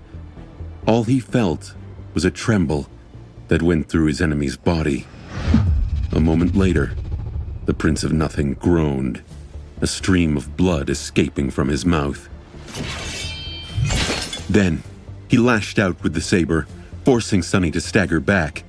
The cruel sight slid out of the terrible wound, wreaking more damage on its way back. Sonny was slightly disappointed that he had not been able to end the fight right there and then, but it hardly mattered. The wound he had delivered was not immediately fatal, but deadly nevertheless. Now, all he had to do was wait for the enemy to bleed out. Even a master's body was not resilient enough to stem the flood of blood he had caused. Mordred, it seemed, realized the same, and dashed forward in a desperate attempt to kill Sonny before the blood loss made him too weak. Or so Sonny thought. What? Instead of attacking with the saber, the Prince of Nothing used it to push the cruel sight aside and continued to move forward, eventually colliding with Sonny and grabbing him by the throat. Is he crazy? At such a close distance, Sonny had all the advantages. Mordred couldn't slash with the saber, but he could easily bring his short sword back for a killing thrust, long before anyone would have been able to strangle him. This attack made no sense, but in the next moment, he felt that something was wrong. Suddenly, his chest was pierced by a blinding explosion of pain. Sonny screamed and staggered back, falling to the floor. Somehow, against all logic, the Prince of Nothing seemed unscathed again, the bloody gash on his torso gone. Instead, it was as though Sonny had run himself through with a sword. He could feel a deep wound in his chest, even though the surface of the undying chain remained unbroken. Curses! Fighting through the pain, he rolled away, dodging the descending saber. Luckily for him, Mordred did not pursue it, instead choosing to dash toward Cassia and the mirror trap. Damned Welty! Although Sonny was not entirely clear on what had happened and how he had ended up with a hole in his chest, he had an inkling. Welty's aspect seemed to be all about stripping the enemy of their power while enhancing your own, almost as if transferring it. A master had 3 aspect abilities. Was her third ability capable of transferring wounds from her body to that of others? If so, was he going to die by his own sword? No, he wouldn't. Unlike Mordred, Sonny was not going to bleed to death. In fact, he was barely bleeding at all.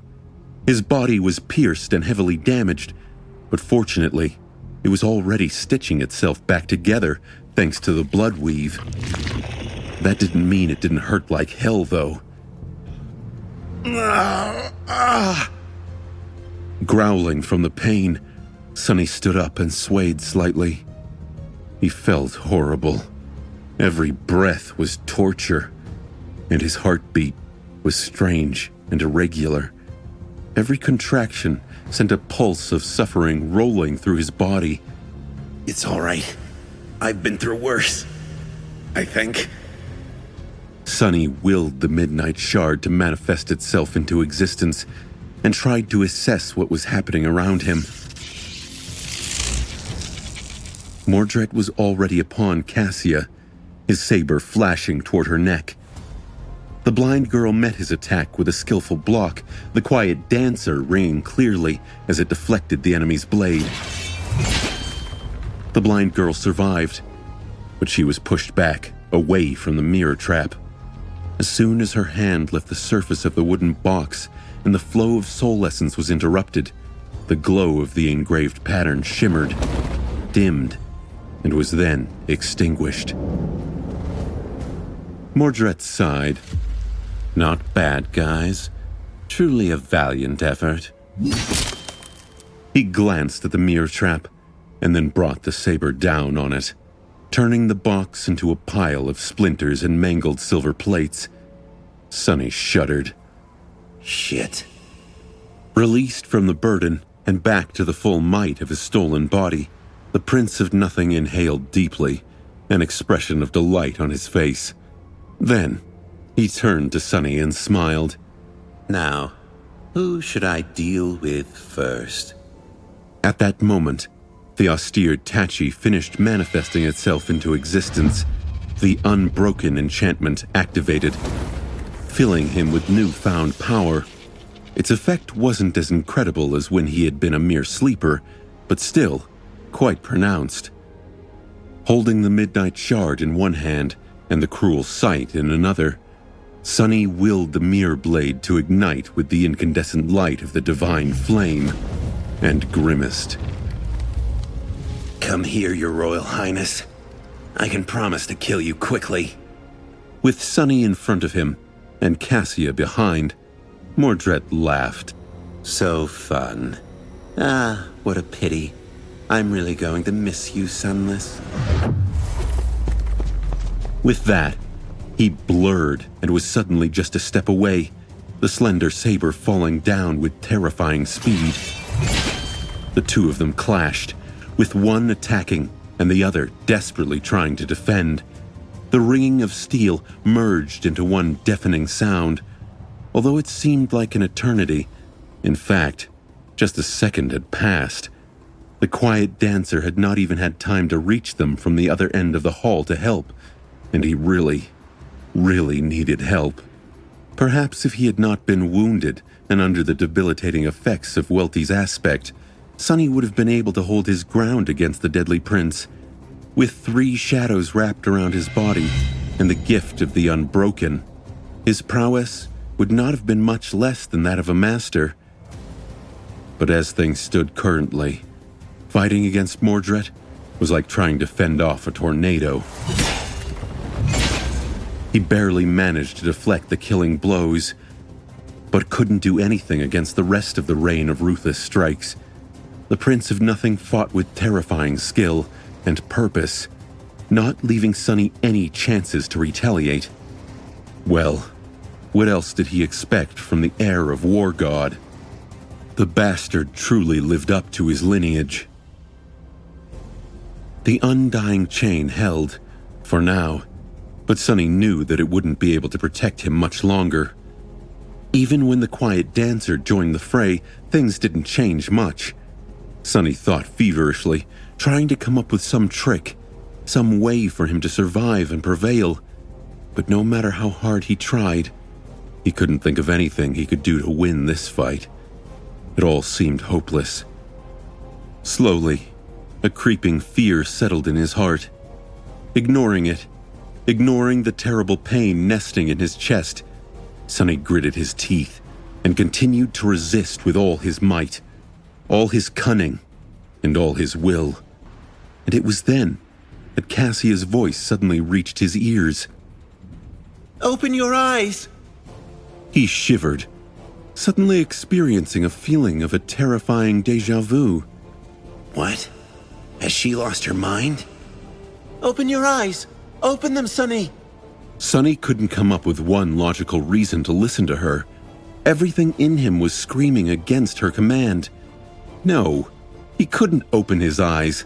That's how Mordred would win, wasn't it? In the end, it all came down to a question of blind trust. He strained his singed eyelids and slowly opened his eyes. Mordred's figure, or he supposed Welty's, came into focus, a surprised and joyful expression on his stolen face. Sonny saw his reflection in Welty's eyes, clad in the bleak steel of the undying chain. No, it wasn't him. There was another reflection, hiding even deeper, almost lost in the darkness. And then, it was gone. Something cold and alien entered him through the reflection, sinking deep into the dark depths of his soul. A moment later, the world disappeared.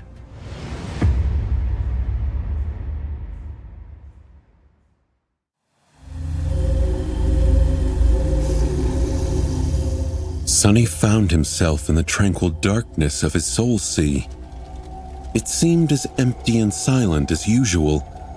The 3 black suns burned with dark flames above him, arranged in a perfect triangle. Small spheres of light, his memories, floated between them like dying stars. The silent waters were vast and motionless, and some distance away, just beyond the periphery of his vision, the rows of lifeless shadows stood, unmoving. However, this time, something was different. Sunny did not remember entering the Soul Sea, or even wishing to do so. More than that, he couldn't perceive the real world at all. Usually visiting this place resulted in a strange split of his consciousness, with one part of it exploring the depths of his soul, while the other remained aware of his actual surroundings. It was akin to imagining a landscape. Doing so did not turn you blind and deaf. But now, he was here, and only here, as nothing existed outside of this dark and silent sea. Come to think of it, it was a lonely and frightening place, untethered from the real world and surrounded by nothing except for deadly silence. Sunny did not feel as calm and comfortable as he usually would, and he wasn't really alone in the darkness. What a strange soul you have. Hearing those words, Sunny flinched and turned around. The voice that had spoken to him did not belong to Welty. It was familiar and pleasant, just like it had been in the lightless abyss of the sky below. Mordred was speaking with his real voice once again. The Prince of Nothing stood some distance away, looking up with a curious smile on his face. Now, for the first time, Sunny saw how he must have looked before his true body was destroyed. Mordred was tall and slender, with pale skin and raven black hair. He seemed to be in his 20s, older than Kai and Effie by a couple of years.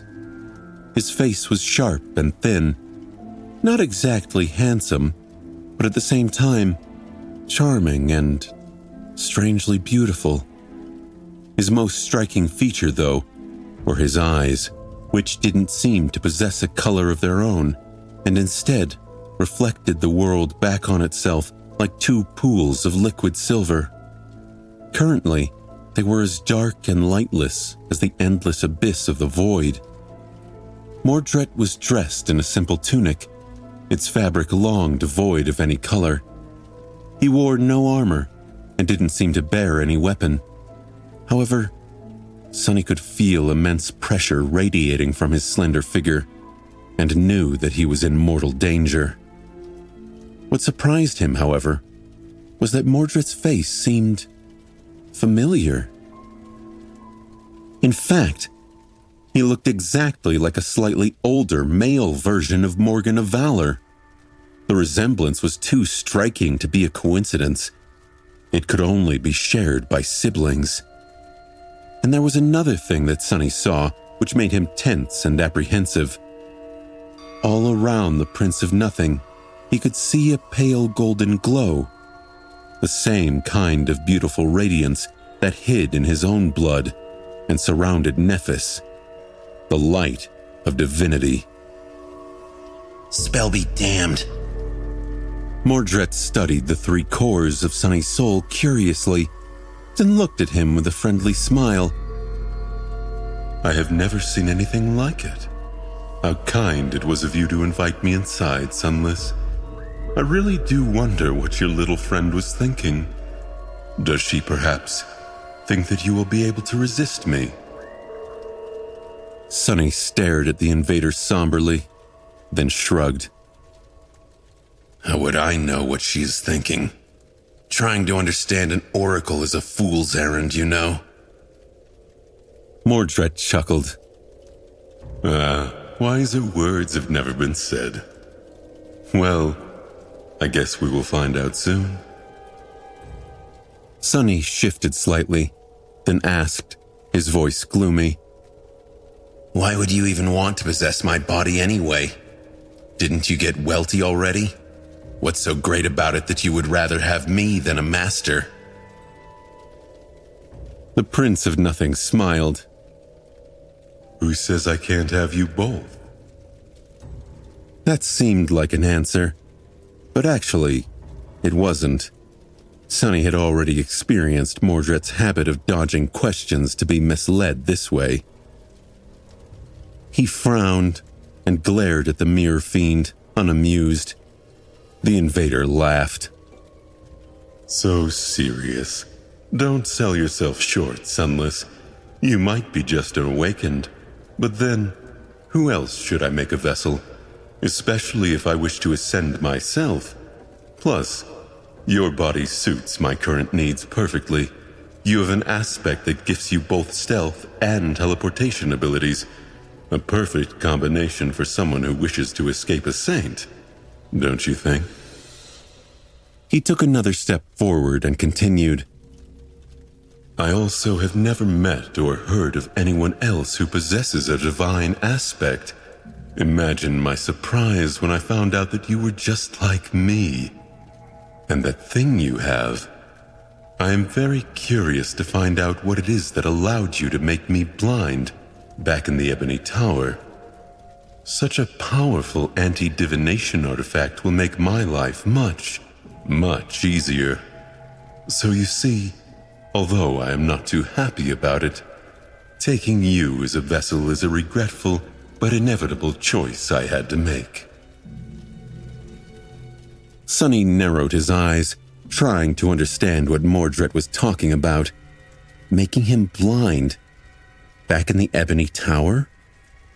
Sunny had worn Weaver's mask to read the harrowing runes on the 5th level of the stronghold of the ruler of the underworld. Was that what the Mirror Fiend meant? So the mask had been able to hide Sunny from his spying as well. And more than that, the Mirror Beast had not managed to glimpse its secrets. So, Mordred did not know what it was, just that there was something in Sunny's possession that could prevent him from being tracked and seen by otherworldly means. When he narrowed his eyes, though, something else happened. Sunny didn't expect it, so he almost lost his composure. He had not known that he possessed such an ability, but it seemed that the evolution of the Bloodweave had enhanced his eyes as well. Suddenly, he was able to peer beneath the surface of Mordred's soul, just like he was able to peer beneath the surface of memories and echoes to study their weaves. And what he saw there made him tremble. Shit. As a living soul, the Prince of Nothing did not possess a spell weave, of course. However, what he did possess were soul cores. 6 of them. Mordred was a terror. And that terror was getting closer and closer to Sunny. To tell you the truth, Sunless, your body fits me so perfectly that I even thought for a second that the old man had sent you to me as a gift. Gods know he has a lot to apologize for. To think that he had nothing to do with it, and all of this was just a coincidence. That funny attribute of yours is really something, isn't it? Sunny gritted his teeth and then said in a grim tone, That is really wonderful. I am very glad for you, pal. However, what exactly happens now? You don't really expect me to just surrender my body to you, right? Here in the Soul Sea, Sunny wasn't bound by his flaw, since his words were nothing more than thoughts. It was actually a bit of a relief. Mordred stopped, now just a few steps away from him, and smiled. Now? Why, what else? Now I am going to destroy your soul, of course.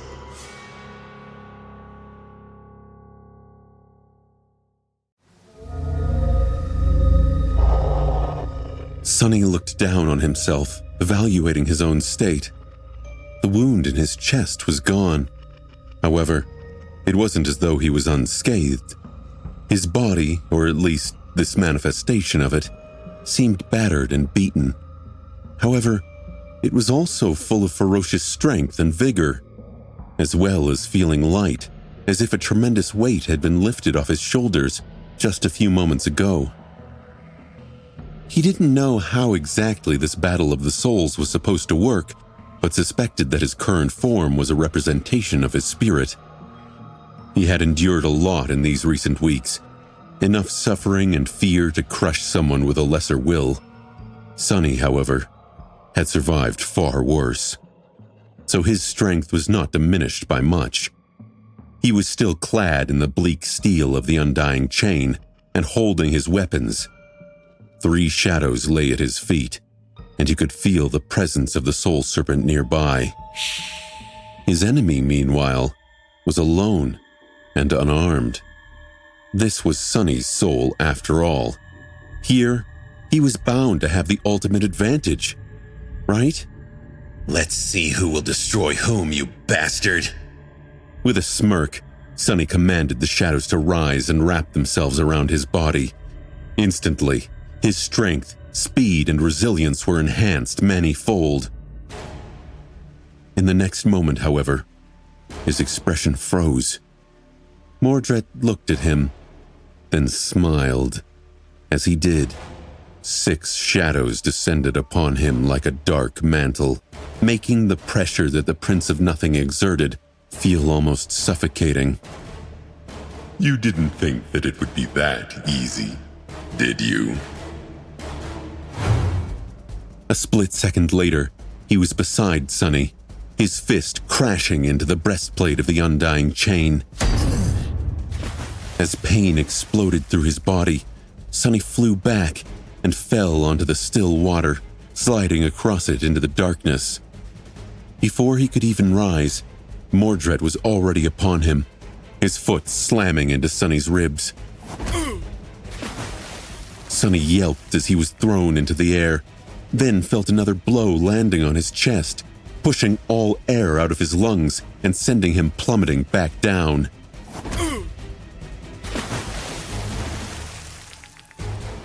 Knowing that he had to escape somehow, Sonny dove into the shadows and emerged from the darkness behind the Prince of Nothing, the blade of the cruel sight shooting forward. However, it pierced nothing but air.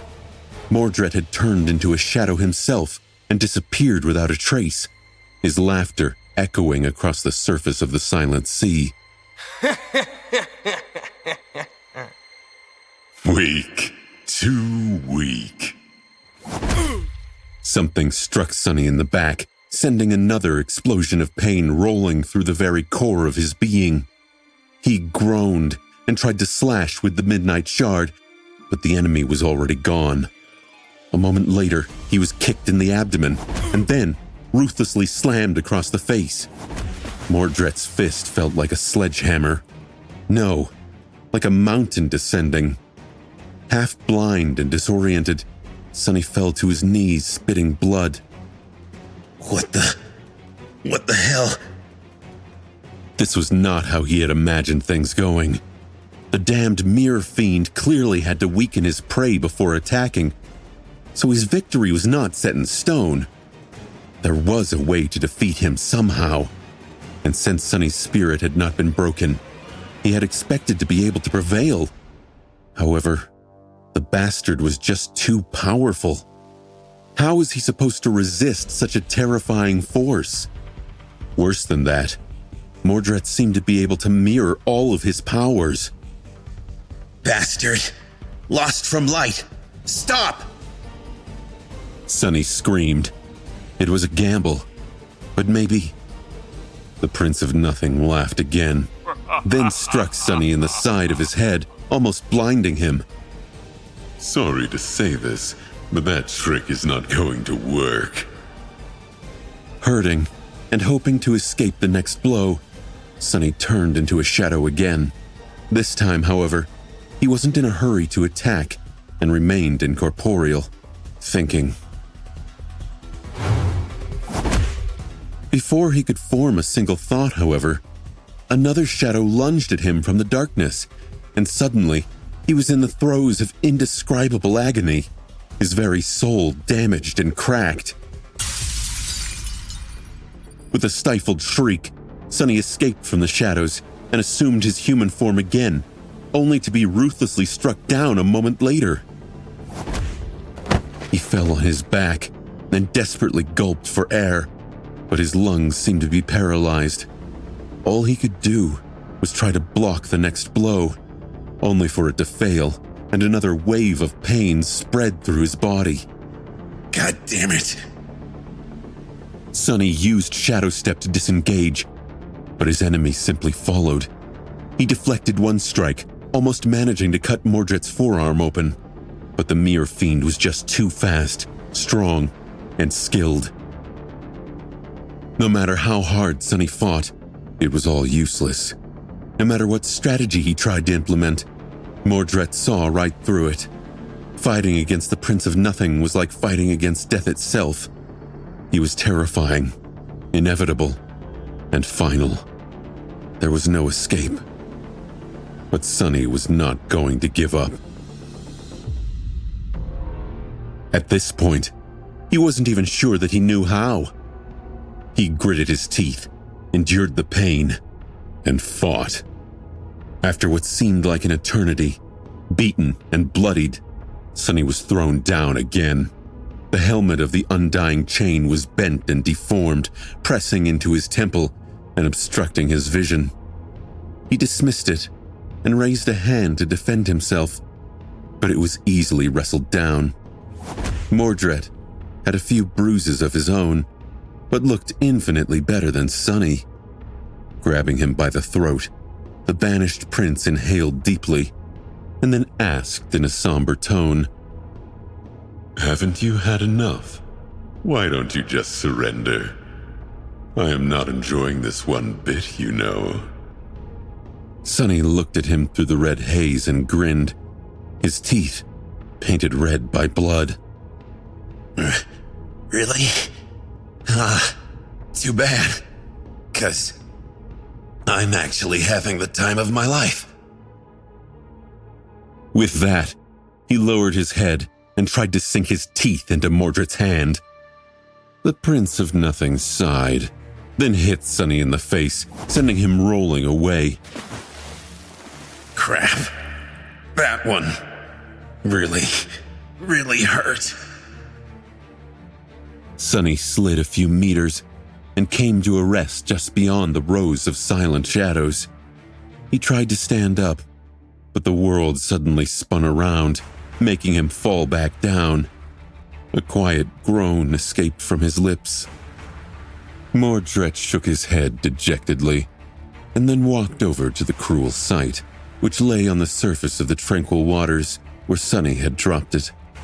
He bent down to pick it up, but the somber spear suddenly turned to tenumbrous mist, dismissed by its master.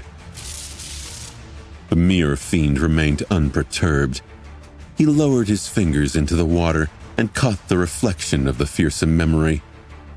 Before it fully dissipated, then brought it up, ending up with the exact same spear in his hand. To think that the spell would make it anew and return it to me. It's fitting, I guess. He studied the cruel sight for a moment, then turned to Sonny, a dark look in his eyes. Let's end this now. No matter what you may think, I don't enjoy torturing people. Unless they deserve to be tortured, of course. Sonny finally managed to rise to his knees and glanced at the approaching prince with a grim expression. One of his hands reached toward the hilt of the Midnight Shard, which lay some distance away, while the other was pinned awkwardly behind him. In it, a ghostly stiletto silently appeared, its transparent blade hidden from sight by Sonny's body. Whatever you say. Mordred willed the cruel sight to extend to its full length, then lunged forward, thrusting it toward Sunny's heart.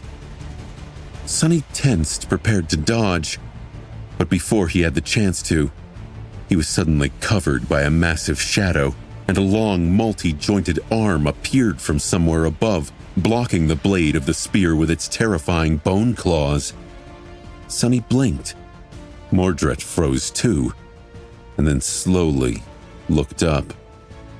As he did, Sunny mirrored the movement. Towering above him, the shadow of the Mountain King stood silently. One of its 4 arms extended forward. For a moment, nothing happened. And then, another shadow moved slightly, clicking its chitinous claws. One of the carapace scavengers took a small step forward. Like a chain reaction, a wave of movement spread through the ranks of the silent shadows, bringing them to life. All of them shifted, their gazes focusing on Mordred. Members of the Carapace Legion, dwellers of the Crimson Labyrinth, horrors of the Dark City, inhabitants of the Chained Isles. There were monsters of all shapes and sizes, each more terrifying than the other. A horde of creatures that Sunny had slain.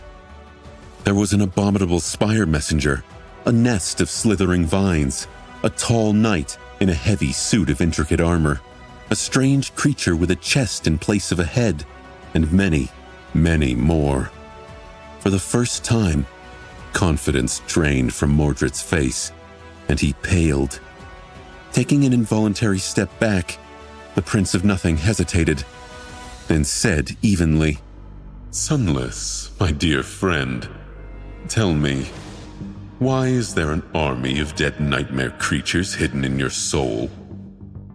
Sunny finally managed to grab the Midnight Shard and slowly rose to his feet, using the Tachi as support. His teeth flashed in a dark smile. Oh, I have human souls here too. So don't you worry, Mordred. When I kill you, you'll have good company at least. The mere fiend chuckled nervously, then slowly brandished the reflection of the cruel sight. In the next moment, the horde of shadows surged forward, descending upon him like an avalanche of darkness, and Mordred suddenly vanished.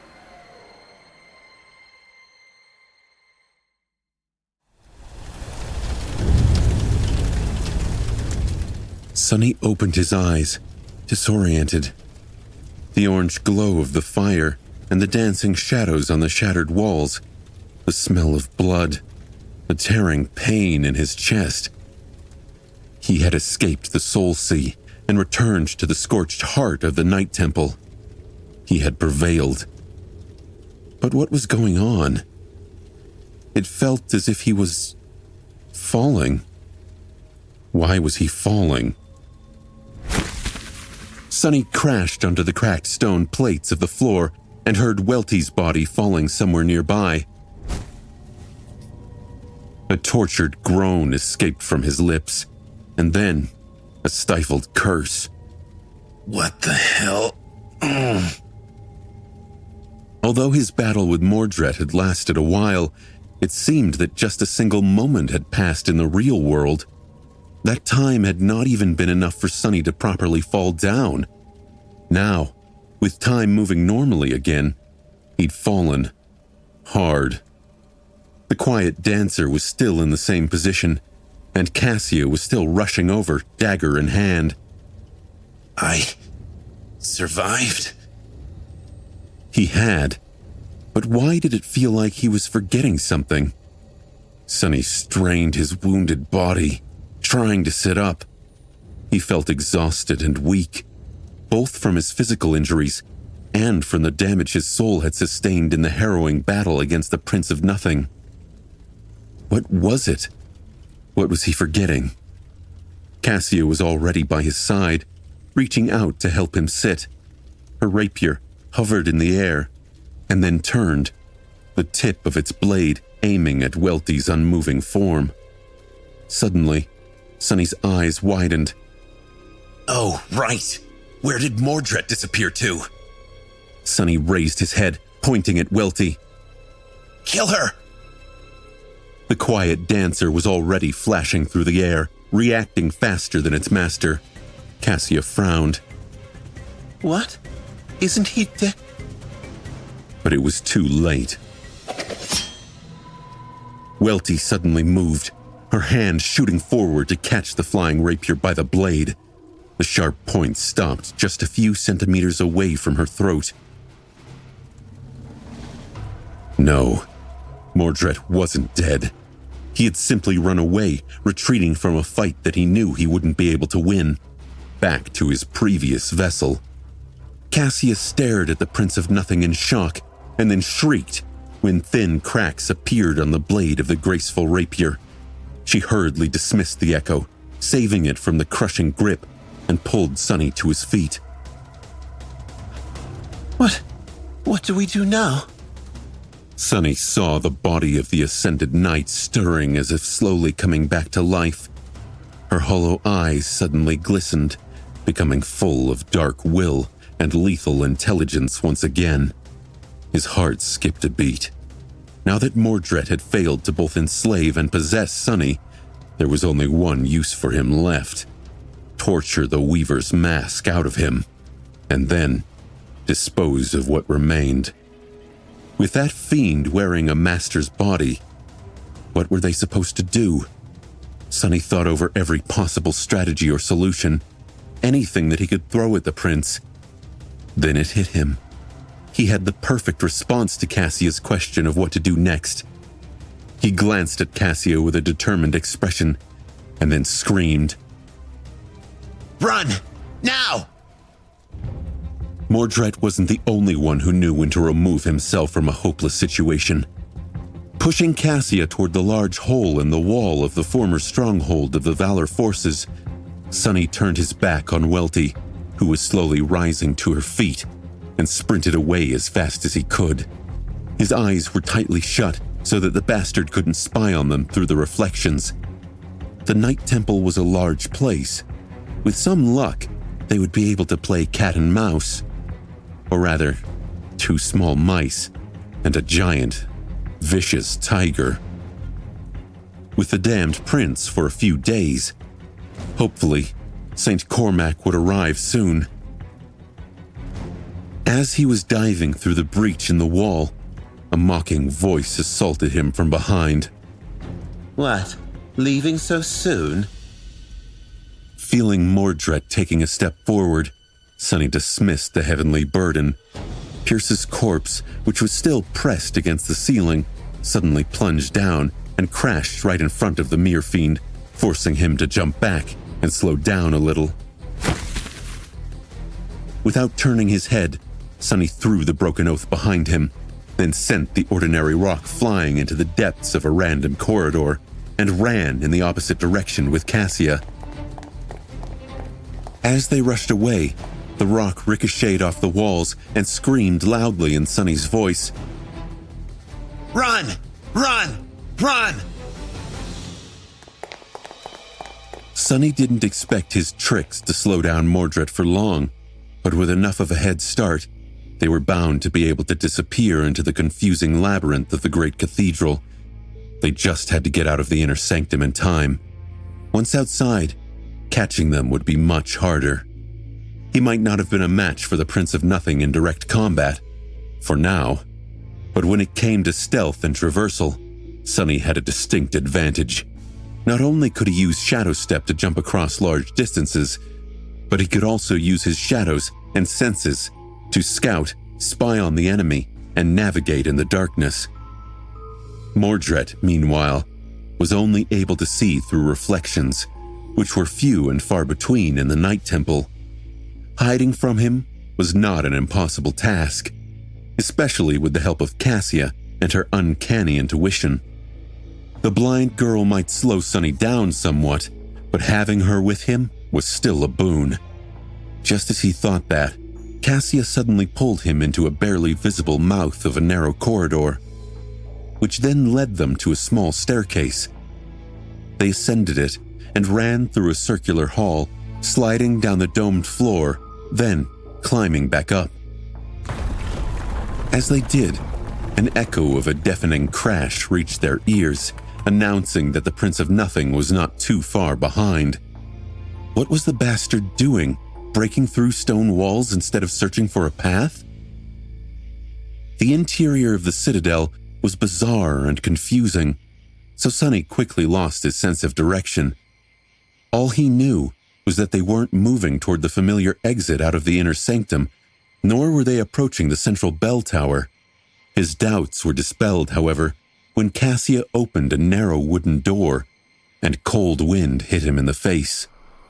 Somehow, they had reached the grand hall of the cathedral, where the broken gateway stood in the center of the vast basin of the craterous dome.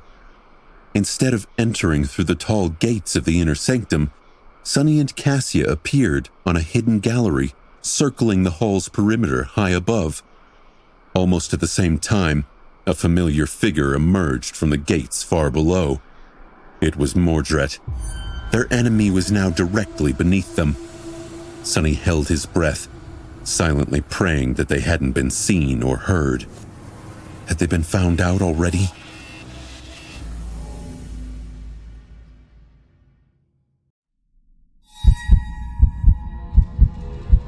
Mordred was right below them, walking out into the great hall of the somber cathedral at a relaxed pace.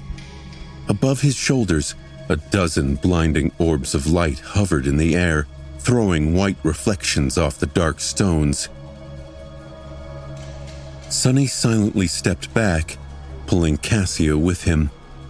Pressed against the back wall of the gallery and safely hidden in the deep shadows, they slowly moved away, trying their best to quiet even their breathing, lest Mordred notice them.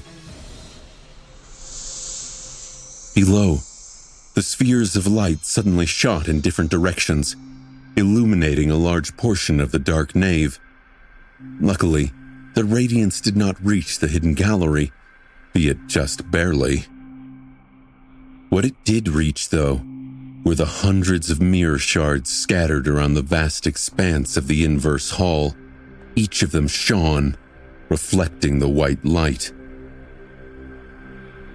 It was as though countless stars suddenly ignited in the darkness. Sonny silently cursed, knowing that those shards served as Mordred's eyes. Who knew how many more were hidden throughout the cathedral? Without slowing down, he dismissed the memories he had left behind and continued moving toward the distant end of the vast circular chamber. The Prince of Nothing, meanwhile, tilted his head a little. Where are they hiding, I wonder? Suddenly, he was surrounded by a whirlwind of white sparks. Sonny did not linger to see what memories Mordred was summoning, and instead concentrated on reaching another door. Before the sparks of light coalesced into tangible shapes, Cassia and he had already left the gallery, finding themselves in another corridor. They had successfully left the sanctum behind and were now in the main structure of the citadel. It was a large and convoluted space, so finding them here was not going to be easy. From where they stood now, just outside the nave, they could go anywhere in the temple proper, exit into the outward ring, or descend into any of the 6 belfries. They could even circle back and try to hide in the 7th main bell tower, hoping that the Mirror Fiend would not expect them to return. Unfortunately, however, Sonny doubted that escaping Mordred would be that easy. The bloody remains of his butchered victims were all around them after all. None of these people had escaped.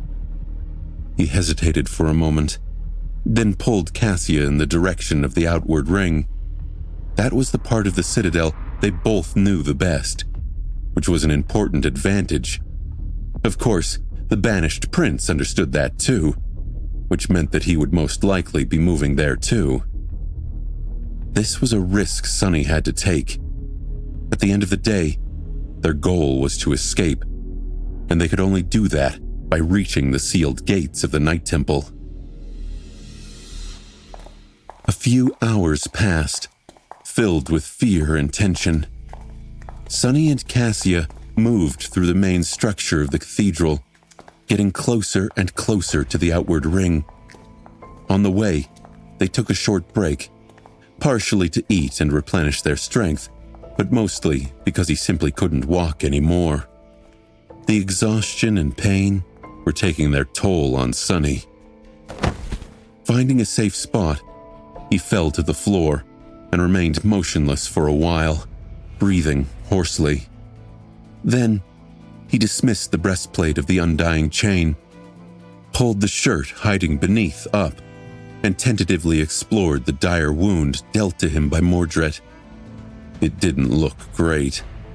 Sunny wasn't going to die anytime soon, but neither was he going to heal quickly. For the time being, he was as good as crippled. Curses. At least he had not bled to death. That was something, at least. He summoned the breastplate back, then opened the covetous coffer and took out a couple of tubes of synth paste. The two of them hurriedly consumed the nutritious sludge, and then it was time to get back up again. Before that, however, Cassia handed him something. Here, you hold on to this. Sunny took the item and raised his eyebrows, recognizing the shape. It was a small piece of cold steel shaped into a semblance of an anvil. His fingers, though, could feel that the thing was not at all simple. In fact, it seemed like one of the most potent artifacts he had ever held. Welty's amulet? When did you grab it? Cassia sighed. After you opened your eyes, I should have tried to reach his body in time instead. If only I had more essence, I could have done something differently. Sunny hesitated for a moment, then threw the amulet into the maw of the covetous coffer. Why are you so down? Yeah, we might have failed to get rid of that bastard. But then again, we've done better than 100 lost and 2 Knights of Valor did. That's not too bad of an achievement, is it? Plus, Mordred's plans are also ruined. He might seem in control, but trust me, that guy is in as much trouble as we are. Things didn't exactly go his way either. Cassia remained silent for a few moments, then nodded and helped him stand up. Somewhat rested, but not at all free of exhaustion, they continued moving forward, soon crossing into the outward ring. When they did, however, Cassia suddenly froze. Sunny tensed. What? Then he heard it too. The insidious sound of approaching footsteps. A second later, Welty's familiar voice. There you are. Sunny looked back. There, down the hallway and coming fast, was Mordred, glaring at them through Welty's eyes. They hadn't even been able to hide for a single day. Sunny had barely healed, and now the pursuer was already on them. There was no way he'd be able to survive another fight. Still, he wasn't going to give up yet. Gritting his teeth, Sunny grabbed Cassia's hand and ran in the opposite direction. Damn it, damn it, damn it. His chest was burning, pulsating with excruciating pain. They moved with all the speed they could muster. But what was the point? A master was so much faster than an awakened. Even though Mordred didn't seem to be in a hurry, the sound of his footsteps was growing closer and closer. Dark thoughts filled Sunny's panicked and pain-filled mind. Were they just delaying the inevitable? Was it all already over? Should they just give up? Still, they pushed on, and before Mordred could reach them, they all received a big surprise. The whole Night Temple suddenly shook. It was as if a large earthquake was erupting all around them. Sonny was thrown right to the floor.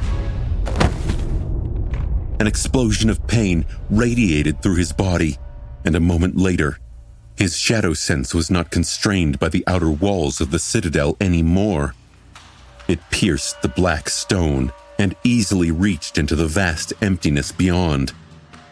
Sonny clenched his fists. The seal. It's lifted. The saint had arrived.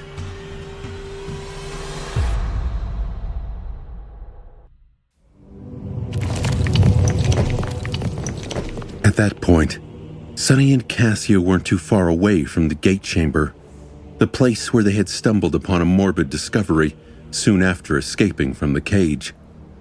Back then, the heavy gates had been closed and sealed. Now, though, it seemed that they were finally open. Saint Cormac had returned from his expedition to the Hollow Mountains a few days sooner than expected. For a moment, Sonny was overcome by fierce joy. Then, however, the cold and rational part of his mind took over. Yes, the arrival of the saint created a path of escape and was bound to solve their Mordred problem, most likely. But who was to say that the transcendent warrior would not turn out to be an even deadlier threat? The first thing Saint Cormac was going to see after entering the cathedral was a pile of mutilated corpses. After that, he would most likely kill anyone who was unlucky enough to get in his way. After all, any survivor would either be a potential vessel of the banished prince or a witness. Sonny gritted his teeth, then rose to his feet and pulled Cassia into a side corridor. There, they hid in the shadows, wrapped her cloak around themselves, and waited. He didn't dare to extend his shadow sense toward the gates or send his shadows forward to scout, fearful to draw the saint's attention, so neither of them knew what was going on. A few seconds passed in terrifying silence, and then Sonny heard something rustle through the corridor they had just left. A gust of wind blew past them, as if left behind by something moving at incredible speed. A moment later, they heard a distant impact, and the Night Temple trembled once again.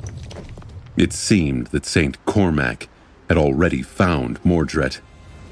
Sonny pushed Cassia to her feet and hissed, Hurry! To the gate! They ran toward the exit. Soon, the familiar chamber came into view, fresh air mixing with the terrible smell of the rotting corpses. The gates of the Night Temple stood wide open, the impenetrable darkness of the sky below stretching into eternity beyond them. The tall doorway seemed like a portal into the endless night. Not slowing down even for a moment, Sonny and Cassia dashed toward freedom, passed through the gates, and finally escaped the cursed cathedral. After a month of suffering, bloodshed, and harrowing dread they had experienced in this ghastly stone trap, the air of the lightless abyss seemed like sweet nectar. Just as they left, the Night Temple shuddered once again, dust falling from its ancient walls. Far below, the bells rang somberly, their usually melodious song sounding strangely staggered and frantic. The saint was battling the Prince of Nothing, the whole citadel suffering the burden of their furious clash. Hurry! It's not over yet! The two of them dashed across the rickety bridge that swayed above the chasm of the sky below on rusty chains, and soon reached the treacherous stairs that skirted the slope of the northern island. Running up the narrow steps, both of them knew that one wrong move could potentially cost them their lives. But Sonny was unwilling to slow down. They had to reach the surface, cross the island, traverse the heavenly chain, all before Saint Cormac was done dealing with the escaped prisoner. Too long. This is taking too long.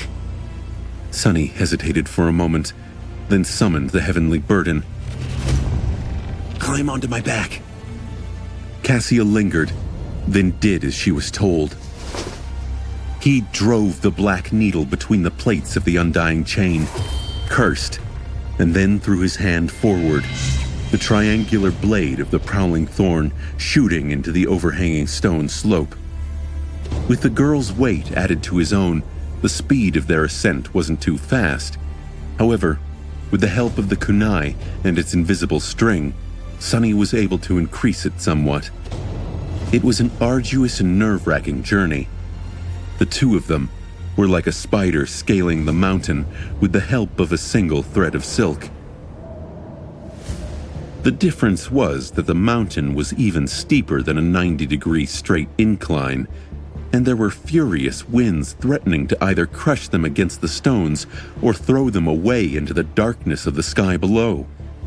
However, after a dozen torturous minutes, or maybe an eternity, they still managed to reach the surface of the island, alive. Sunny dismissed the needle and fell onto the soft ground, gripping his chest. There were disturbing wheezing sounds coming out of his lungs with each breath.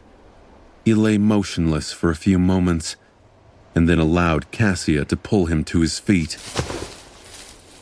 I know we need to move. It's not time to rest yet. They ran across the field of flowers, the hollow mountains towering behind them. White mist was flowing down their slopes, and there was something white dancing in the air in front of them too. Sunny felt a pleasant cold spreading across his burning face. His heart contracted painfully. Snow. It's snowing. Was it December already? Or did the first snowfall arrive ahead of time as well? There was no escaping fate. The northern island trembled beneath them, and just a few moments later, a dark figure appeared in their way. Sunny had never met Saint Cormac, but he recognized him almost instantly. Only a transcended could have such a deep, unfathomable shadow, and a presence that seemed to affect the very world around him. The saint looked to be in his 30s, with a cold face and dark, ruthless eyes. His black armor was battered and worn, barely holding together after a month of exploring the death zone. Surprisingly, it wasn't too impressive as far as armor-type memories went. Neither was he wielding a terrifying weapon. His fingers, however, were covered with fresh blood, crimson drops falling down and painting the delicate violet flowers red. It seemed that Mordred had failed to gain freedom in the end. His last vessel was destroyed. Saint Cormac frowned, looking at the two of them, then took a step forward. The snow swirled, surrounding him like a cold mantle. Sunny was suddenly overwhelmed by a feeling of suffocating killing intent. He shifted slightly, pushing Cassia behind him. His eyes darted around, hoping to find something, anything that would save their lives. Then, suddenly, the world darkened, as though a transient shadow covered the sun. A second later, the shadow was gone in a rustle of wings, and a tall, slender woman was standing between them and the approaching saint, her posture straight like an arrow. Sky Tide shielded Sunny and Cassia with her body and glanced at the other transcended warrior, her beautiful face as cold and stark as always, her vertical pupils full of calm, grim resolve. That is enough, Cormac. Turn back.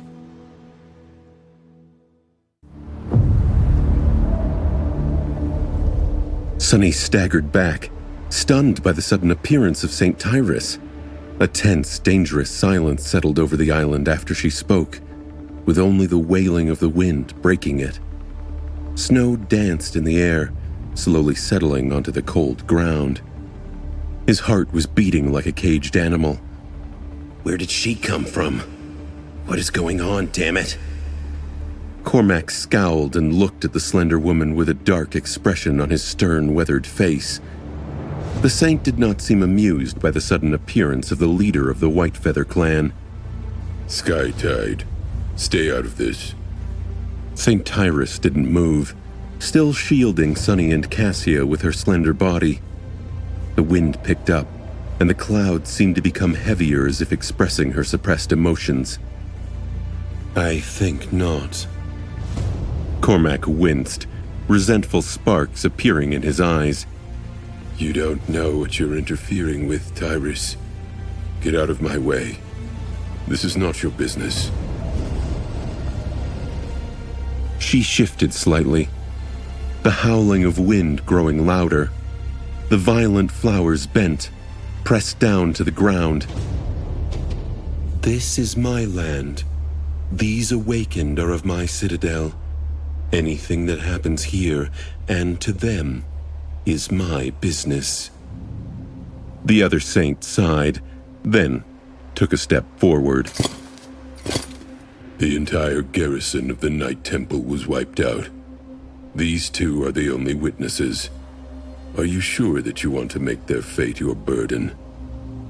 Skytide frowned, then spoke, her voice even. If that is true, we can question them together, back in the sanctuary. Cormac smiled darkly, then shook his head. I'm afraid that's not an option. You might not know my task here, Tyrus, but you know who gave it to me.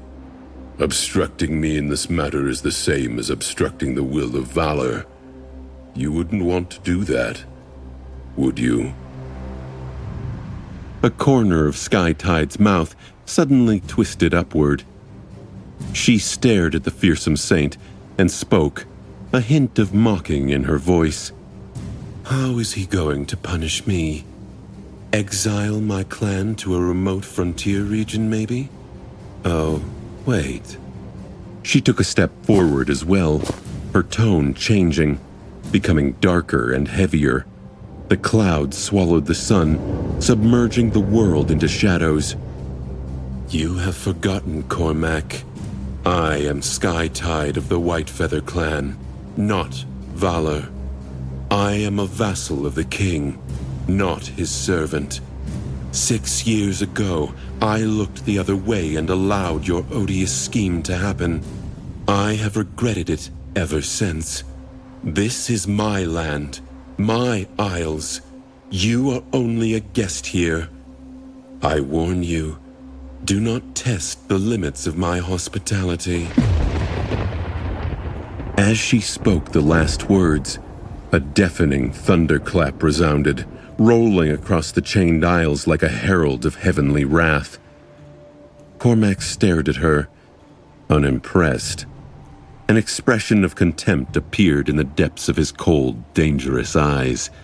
The saint moved his shoulders, as if stretching his muscles, and then said darkly, Your arrogance is so tiresome, Tyrus. Warn me. What gives you the courage? You say that I have forgotten, but it is you who doesn't seem to remember who I am, what I am, and what I am capable of. He stepped forward, his killing intent growing almost palpable. What gave you the idea that this is a negotiation? You will stand down, or I will put you down. Either way, the result will be the same. St. Tyrus lingered for a moment, then looked over her shoulder at Sunny and Cassia. Her gaze was calm and somber. It's time for the two of you to go.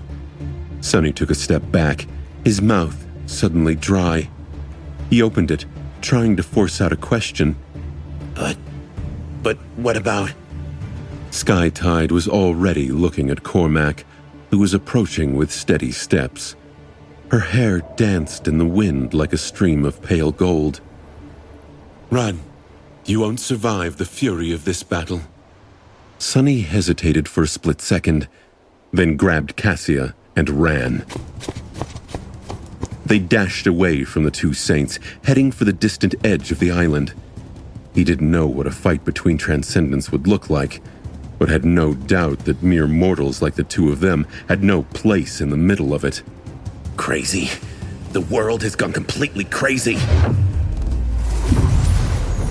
A moment later, something collided with a thunderous roar behind them, and Sunny was thrown into the air. A violent shockwave passed through his body, causing a short scream to escape from his mouth. He hit the ground and felt it shifting, as if a powerful earthquake was happening mere meters away. Sunny struggled to rise back to his feet, then helped Cassia do the same and continued to run. Shards of stone flew past them like bullets, and the snowfall was already turning into a furious blizzard. Behind them, two vast shadows rose into the sky. One was a giant bird of prey, her feathers white, her sharp beak and devastating talons forged out of lustrous, polished steel. Her enormous wings were wreathed in thunderclouds, and bolts of lightning danced around her body like a radiant mantle. The other was a ferocious wyvern, his black scales as dark as the abyss, with mighty muscles rolling under them like iron chains. The head of the creature was crowned with twisting horns, and in his maw, countless sharp fangs glowed darkly, illuminated by immolating red flame burning in the depths of the beast's adamantine body. Tyrus and Cormac flew into the skies, soon disappearing in the veil of storm clouds. A terrifying roar rolled across the island, and then another shockwave hit, tearing a hole in the blizzard. Boiling blood suddenly streamed from above, falling on the snow like vermilion rain. Gods! Oh, gods! Sunny and Cassia could only run.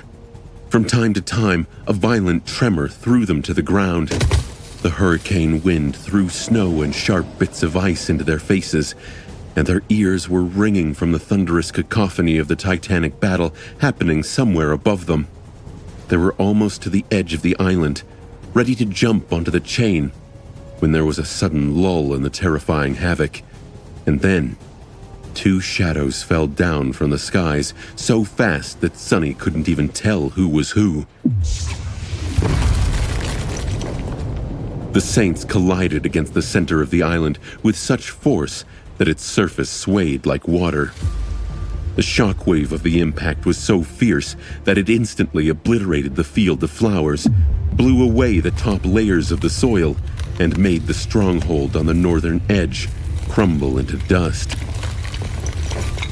The ground itself split open, a wide crack spreading to both ends of the isle, cutting it in two. The northern island shuddered and then crumbled, large pieces of stone breaking off and flying into the darkness as more and more cracks appeared, and the tension of the heavenly chains tore the island apart. Sunny, of course, could not appreciate the full scope of the disaster. All he could sense was that they were sent rolling down once again, this time even more violently than before.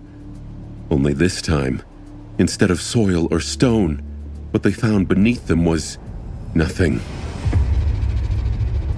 The ground disappeared, and Sunny found himself falling down, down, down, down into the endless darkness of the sky below.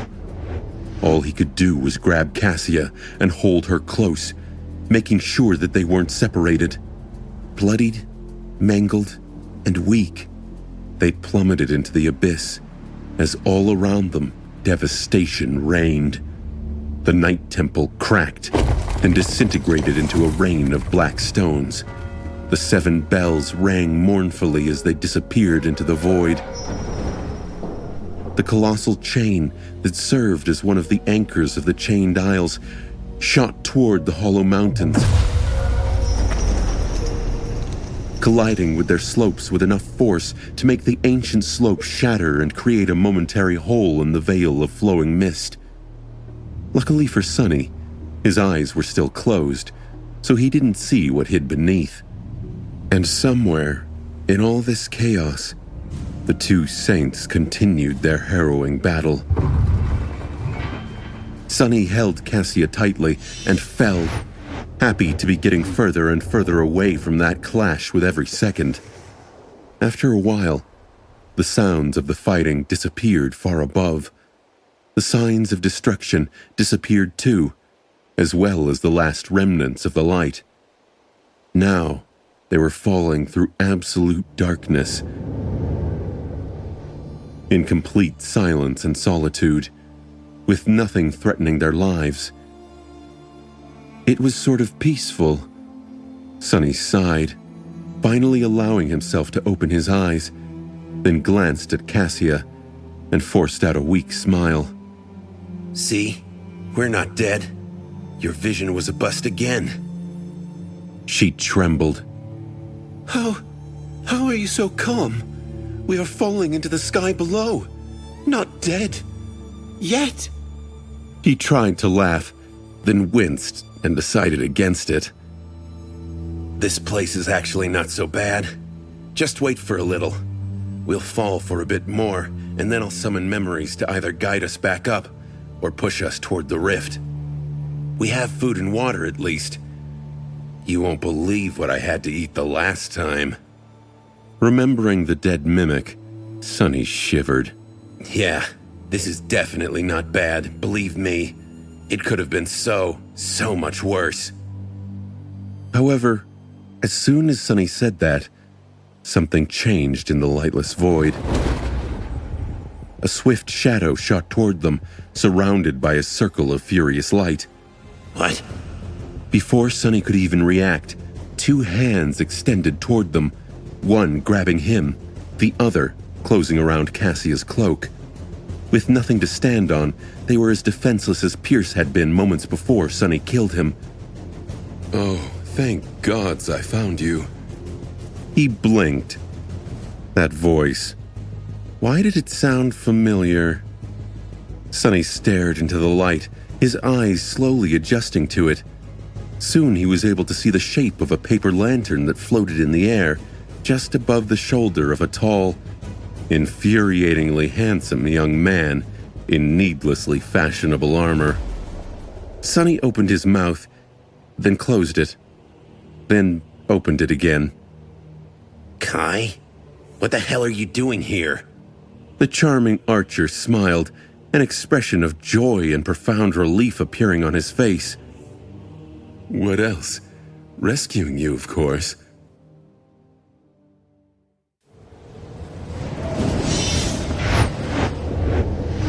Hold on for a bit more. The archer strained a little, bearing their weight as he darted through the abyss, his flight swift and effortless. Illuminated by the paper lantern, the three of them traveled through the darkness like a small comet, moving faster and faster. The wind whistled in Sunny's ears. He remained silent for a bit, dumbfounded, then asked, Wait, was it you who brought St. Tyrus here? Kai smiled, looking somewhere far away. Of course. When you and Cassia didn't return to the real world, we knew that the negotiation with the representatives of Clan Valor must have failed. But when you didn't arrive at Shipwreck Island by November, as the plan had been, it was clear that something must have really gone wrong. So Effie and I waited for a bit, then went to the Whitefeather clan for help.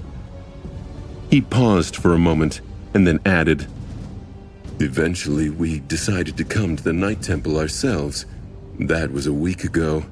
We just arrived yesterday, but the Citadel was sealed. Sunny frowned, suddenly catching an inconsistency in Kai's words. Wait, a week ago? How did you cross the Chained Isle so fast? The archer smiled brightly. Look ahead. What does he... Sunny glanced forward and froze. They were swiftly approaching another source of light, this one much, much larger. Or, rather, it was moving in their direction, even faster than Kai was flying. A few moments later, a graceful shape of a resplendent wooden ship became visible, flowing through the darkness of the sky below as though on water. Its sails were pristine white, and around the main mast, a young tree was growing, its branches brimming with vibrant green leaves. The firekeepers had succeeded in repairing the ancient vessel after all. It looked elegant and swift, its hull devoid of the cracks and breaches that had marred its surface before. A patchwork of replacement boards still stood out on the polished wood, and here and there the structure of the ship seemed rickety and slapdash, especially near the bow, which had been previously almost destroyed. However, overall, the vessel was a magnificent sight to behold.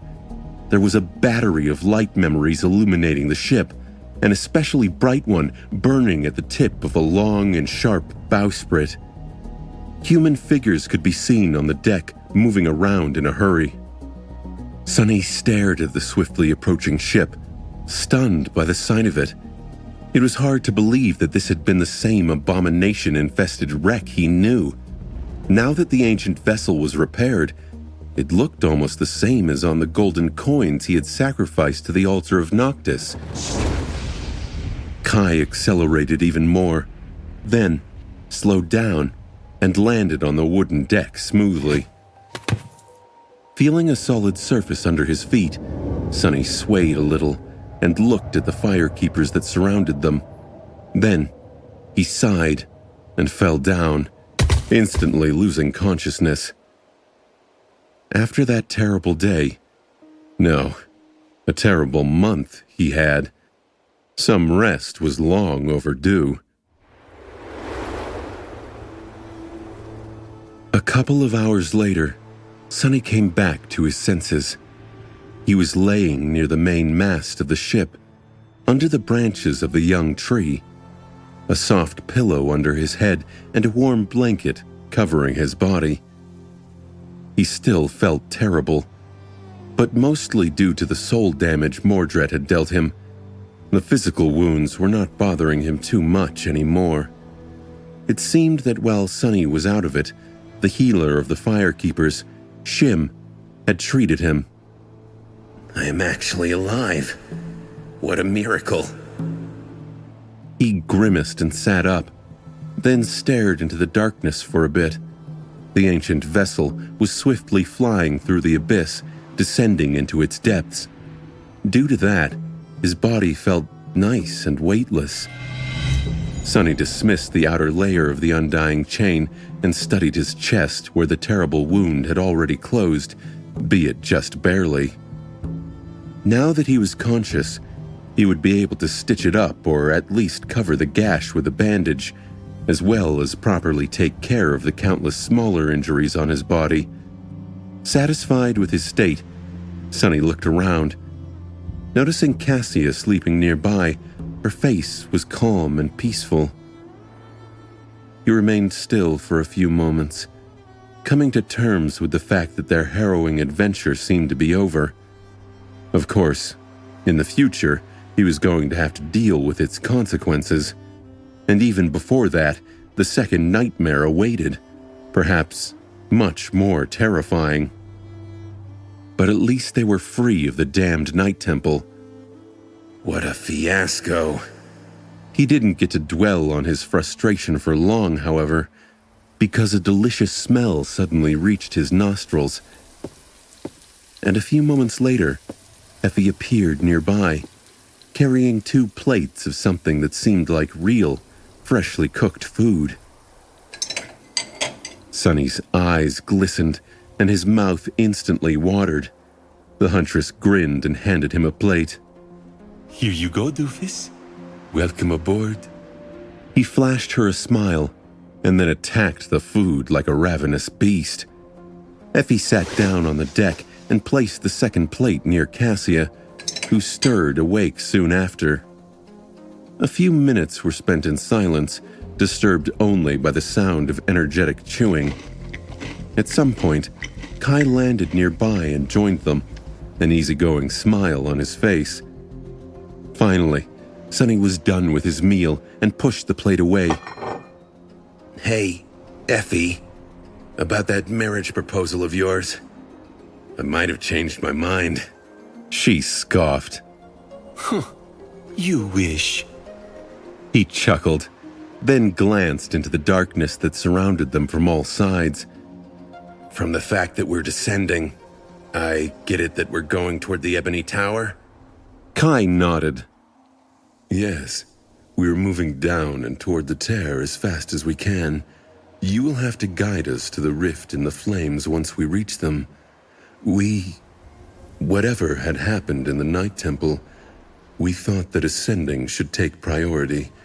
Not to mention that facing the fallout as masters might change everything.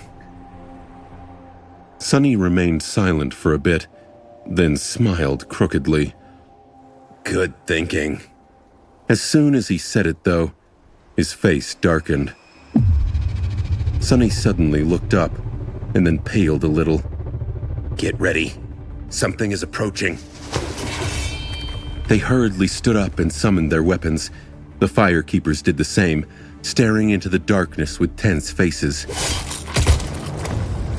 A few moments later, something landed on the deck with a wet thud. Sharp fangs glistened, reflecting the light of the lanterns. It was the head of a giant black wyvern, torn viciously at the neck. Its eyes were glassy and empty, and its tongue hung lifelessly out of the terrifying maw, the red flames that had once burned within it, gone. Saint Cormac was dead. The realization sent a shiver through Sunny's body, and a split second later, Skytide was suddenly standing above the head of the slain transcendent, her face cold and expressionless. Tyrus looked battered, her graceful armor torn and bloodied. Her golden hair was disheveled, some strands of it painted red. Her presence, however, was unchanged. It was calm and steady. She looked at the four of them and frowned. Then, her gaze slid lower and focused on the empty plates. Do you have more food? Bring it. I am famished.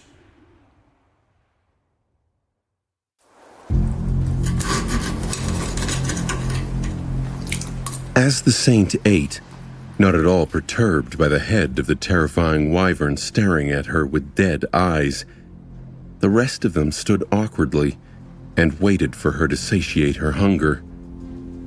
Sunny observed Skytide with a somber expression, then glanced at what remained of the fearsome transcendent Cormac. His heart was heavy. Damnation. Being the cause of 100 lost and 2 masters dying, one of them by his own hand no less, was already bad enough. Not to mention that the whereabouts of the sole prisoner of the Night Temple, Prince Mordred, were currently unknown, also as the direct result of Sunny's actions. But causing the demise of a saint was nothing short of an utter disaster. Saints were irreplaceable. In all of humanity, there were just a few dozen. Cormac's death was not going to go unnoticed or unpunished. Would I even be able to return to the real world? Skytide finally finished her meal, then drank some water and glanced up at Cassia and Sunny. She studied them casually, her thoughts imperceptible. Then, finally, she spoke. What exactly happened in the Night Temple? The two of them looked at her. After a few moments, Sunny spoke, his voice grave and serious. Everything went wrong from the very start. As soon as we arrived, one of the masters discovered a piece of mirror in my belongings. That shard. I picked it up on Reckoning Island. There was apparently a person imprisoned in the Citadel, and he escaped his bindings, with the help of the mirror I delivered somehow. He paused and studied the saint's face, trying to ascertain if she had known what would happen. Tyrus certainly knew of the mirror beast. However, She could not have known that Sunny used to carry the mirror shard the creature had left behind. His attempt to read anything on her face failed, so he was left without an answer. With a sigh, Sunny continued. The Masters destroyed the gateway and sealed the temple. After that, the escaped prisoner slaughtered the lost and took possession of a Master's body. He even stole the knife from the shattered altar. In the end, it was just the three of us left alive. And he would have probably killed us too, but St. Cormac arrived just in time. You know the rest. St. Tyrus stared at him for a few moments, then shook her head.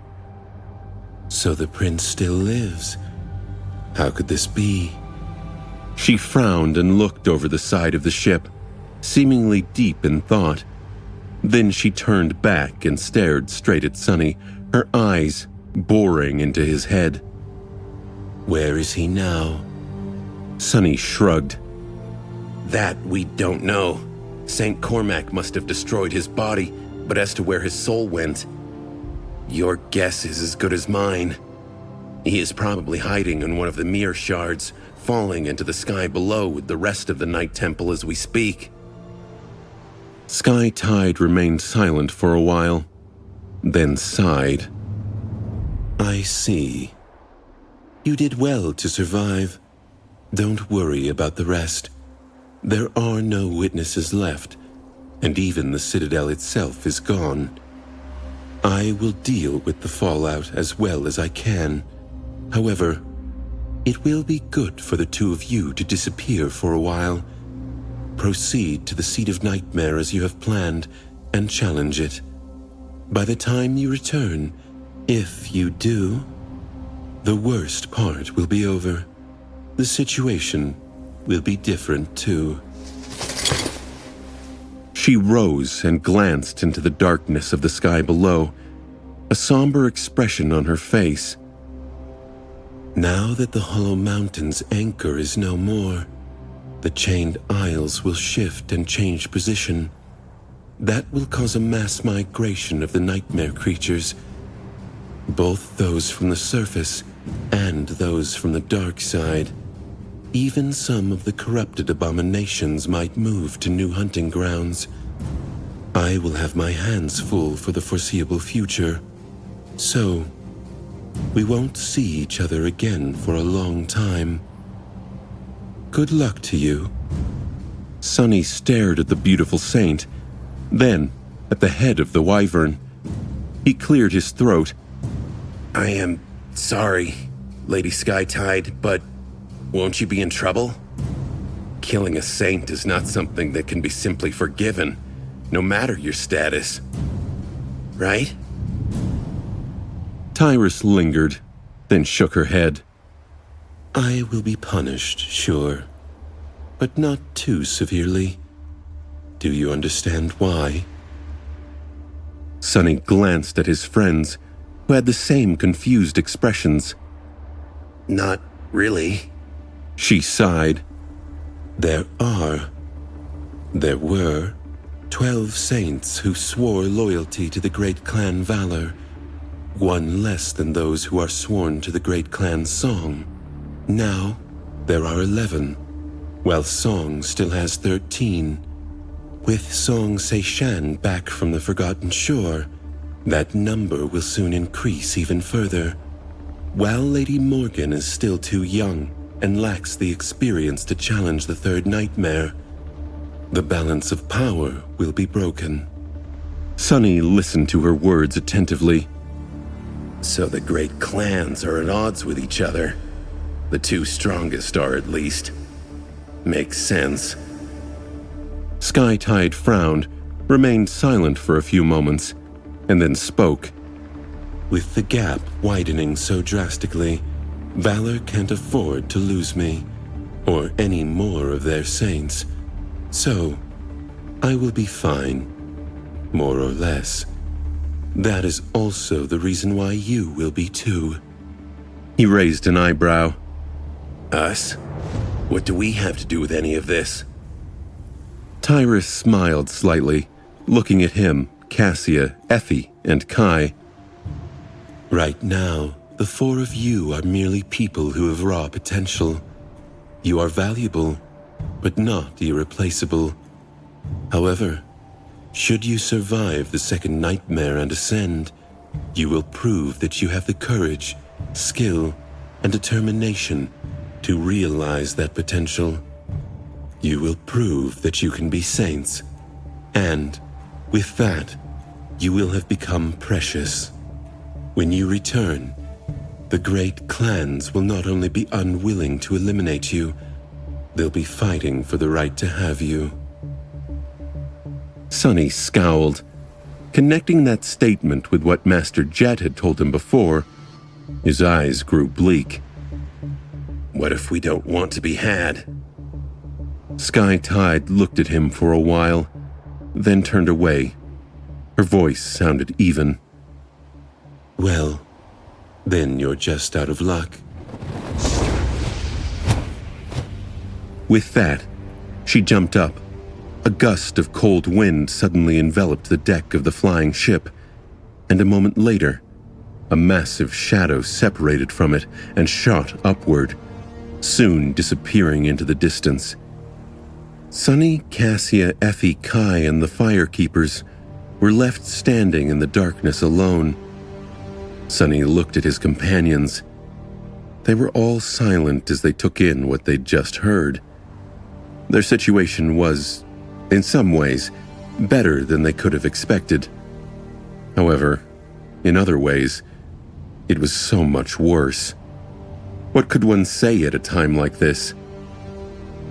After nearly a full minute of quiet, it was Effie who finally spoke. She sighed and shook her head sadly. She ate all my food. What a disaster. What a tragedy.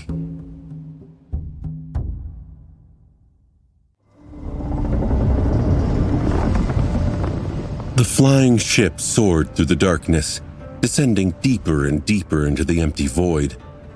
After St. Tyrus had left, nothing much happened for a long time. After the month they'd had, this felt like a good thing. They were surrounded by nothing, and nothing bothered them.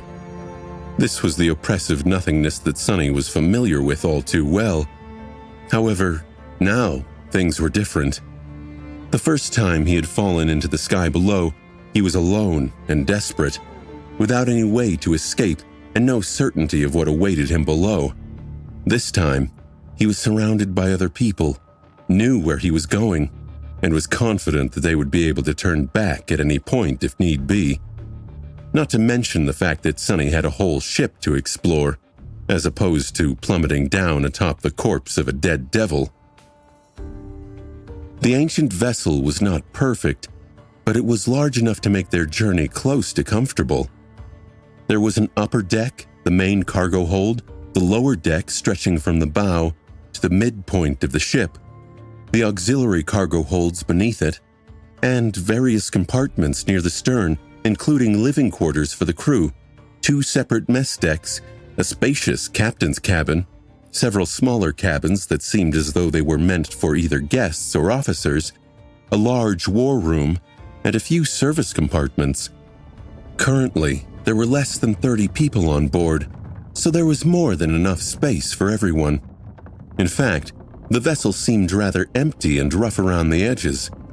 The members of Cassia's cohort and the other firekeepers that joined them to assist in the repairs had done a splendid job of restoring the flying ship's overall integrity, but had had no time to work on its interior.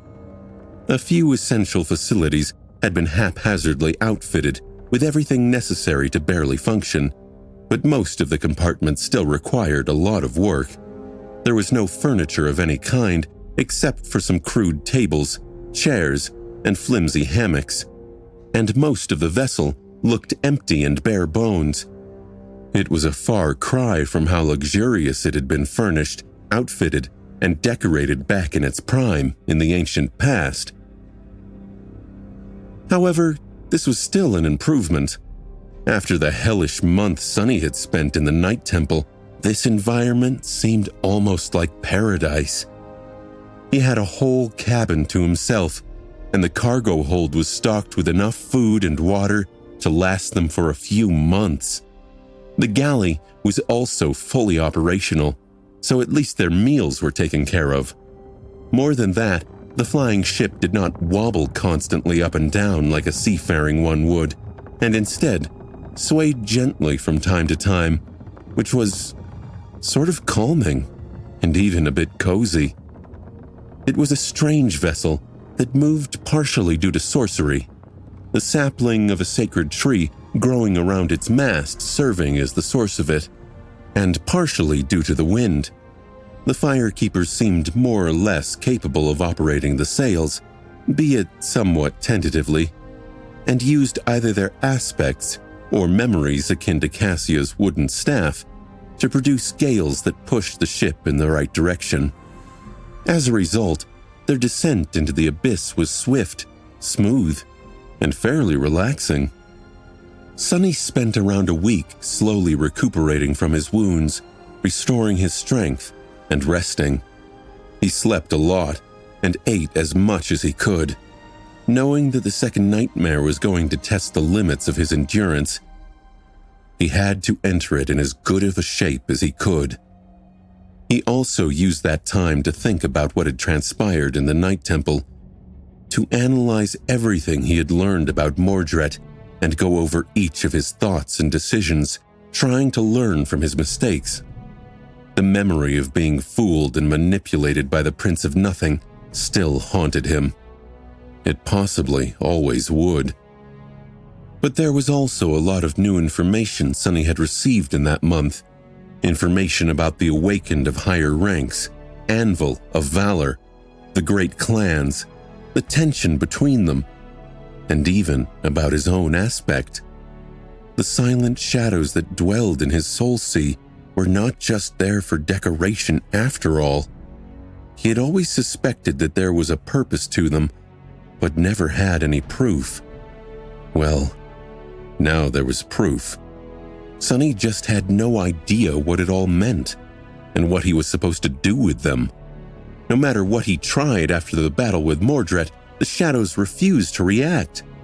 They just stood in their usual spots, silent and lifeless, just like before, as if pretending that nothing had happened. It was almost like he had imagined the whole thing. In the end, Sunny had to accept the fact that the mystery of the shadows was going to remain unsolved for now. He had learned that his soul had a fearsome defense system against those who would try to possess it. That was something, at least. After the first week, when his injuries healed enough, Sunny started training, slowly conditioning his body for the deadly trial ahead. This was somewhat of a useless process, really, since he would be inhabiting a different vessel entirely inside the nightmare, but training the body helped him put his mind in order as well. For that reason, Sunny practiced with the same ferocious determination as back in the Dark City. Kai, Effie, and Cassia joined him too, working on improving their own condition, as well as learning how to work together as a single unit again. It had been a long time since the four of them had fought side by side. All of them had grown since then, both in terms of power and experience. They were awakened now, possessed new abilities, and had improved in their understanding of combat, technique, and skill. They needed to find new and better ways of enhancing each other's strengths and shielding each other's weaknesses, as well as cooperating seamlessly to achieve a common goal. But there was another big difference. Without the guiding hand of Changing Star, it was much harder than they had remembered. None of them was really a natural leader, let alone as talented and gifted in the art of battle as Nephis had been, back on the Forgotten Shore. Only now, faced with her absence, did Sunny understand how hard it actually was to build a powerful, cohesive, and effective cohort. Still, they did their best. A few days before they reached the rift in the Divine Flames, With the air outside of the ship already growing sizzling hot, Sunny woke up and stared into the darkness for a bit, then sighed and went to the galley to find something to eat. The food was tasty, but not very luxurious, and once again, he failed to meet this day by drinking a cup of coffee with a lot of sugar and maybe even real milk, as he had wished to do once, a long time ago, in the cafeteria of the Awakened Academy before venturing into the dream realm for the first time. Today was the day of the winter solstice. Sunny had turned 19. Last time, he celebrated his birthday in a blood-soaked castle standing in the middle of a cursed city. This time, he was going to celebrate it aboard an ancient ship that flew through a lightless abyss descending toward an ocean of flames. It is somewhat of an improvement, I guess. A new year of Sunny's life was beginning. For all his strength and training, it was to be a year he was barely prepared for.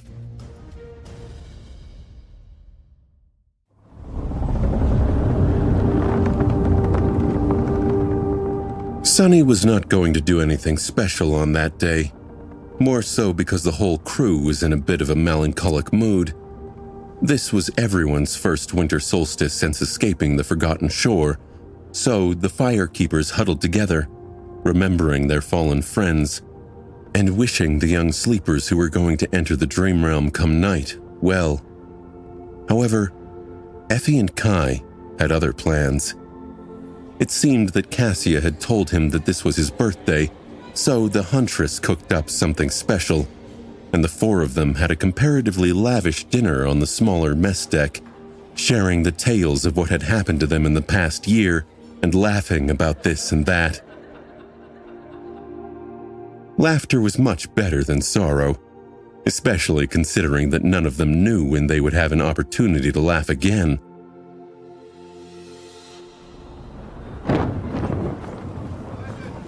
The next day, the dark void around them was already hot enough to make moving on the upper deck difficult.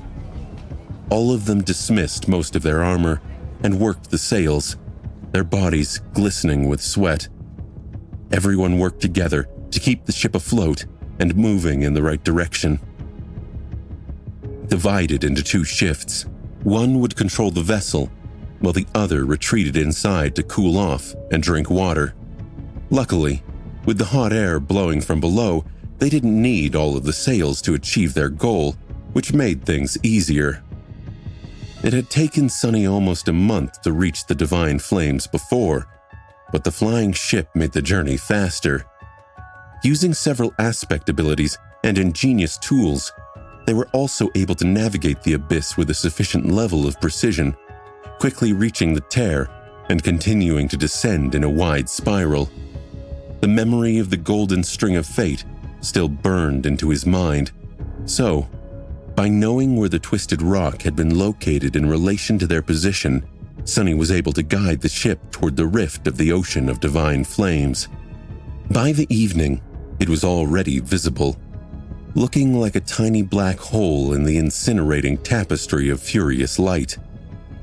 However, the rift wasn't really that small. It just appeared so because of the distance. Sunny had almost missed it the first time, flying through the very edge of the rift and being burned by the divine flames. This time around, they were going to keep to the very middle of it, separated from the immolating orbs of white fire by many kilometers of empty space. Hopefully, that would be enough to keep them from dying of heat. The sails were hoisted, and the ship continued to plummet toward the flames, supported only by the sorcerous power of the sacred tree and the ancient enchantments permeating the hull. Sunny was left alone at the helm, and the rest of the crew sought shelter in the main cargo hold, where the air was coolest. He had summoned the undying chain and the memory of fire, augmenting the protective charm with all three of his shadows. As the flying vessel came closer and closer to the rift, the leaves of the young tree rustled above him, and ghostly runes suddenly appeared on the surface of the ancient ship. Slowly, the heat retreated a little. Standing on the upper deck was still hard and uncomfortable, but at least tolerable, especially with the help of his charm. Sunny carefully guided the vessel into the rift, keeping to the very center of it, as far away from the walls of divine fire as he could. It was as though he was guiding the ship through a vertical tunnel that twisted slowly, moving left and right, forward and back. Luckily, descending didn't require a lot of skill from the helmsman. Sunny was barely acquainted with how to steer a boat, let alone flying one the size of a frigate, so he wouldn't have been able to do much if things went wrong. But they did not. Sometime later, the ancient vessel left the rift and submerged into the darkness once again. The skies above burning like a sea of flame. He sent the ship flying toward the island that loomed in the void, not too far away, and let out a relieved sigh. They had made it. They moored the ship to one of the horizontal stone masts protruding from the island and disembarked. Walking across the obsidian pillar, everyone reached the solid ground and stopped, staring at the somber landscape in front of them in stunned silence. The ebony island was the same as the last time Sunny had visited it. It was cut out of dark stone and floated in the endless emptiness, surrounded by drifting slabs of shattered obsidian. A tall and magnificent pagoda stood in its center, built of a flawlessly black, lusterless material that seemed to devour any light that touched it. Here and there on the desolate surface of the island, remains of mysterious structures stood, long turned to ruins. Several obsidian pillars protruded horizontally from its edges, stretching into the empty void like strange wharves. The flying ship floated near one of them, fastened to it by strong chains. Effie stared at the ebony tower, then turned to Sunny, her face uncharacteristically pale. I can't believe you made it all the way here alone. How did you even survive? Sunny hesitated, then shrugged. Barely, and with a bit of luck.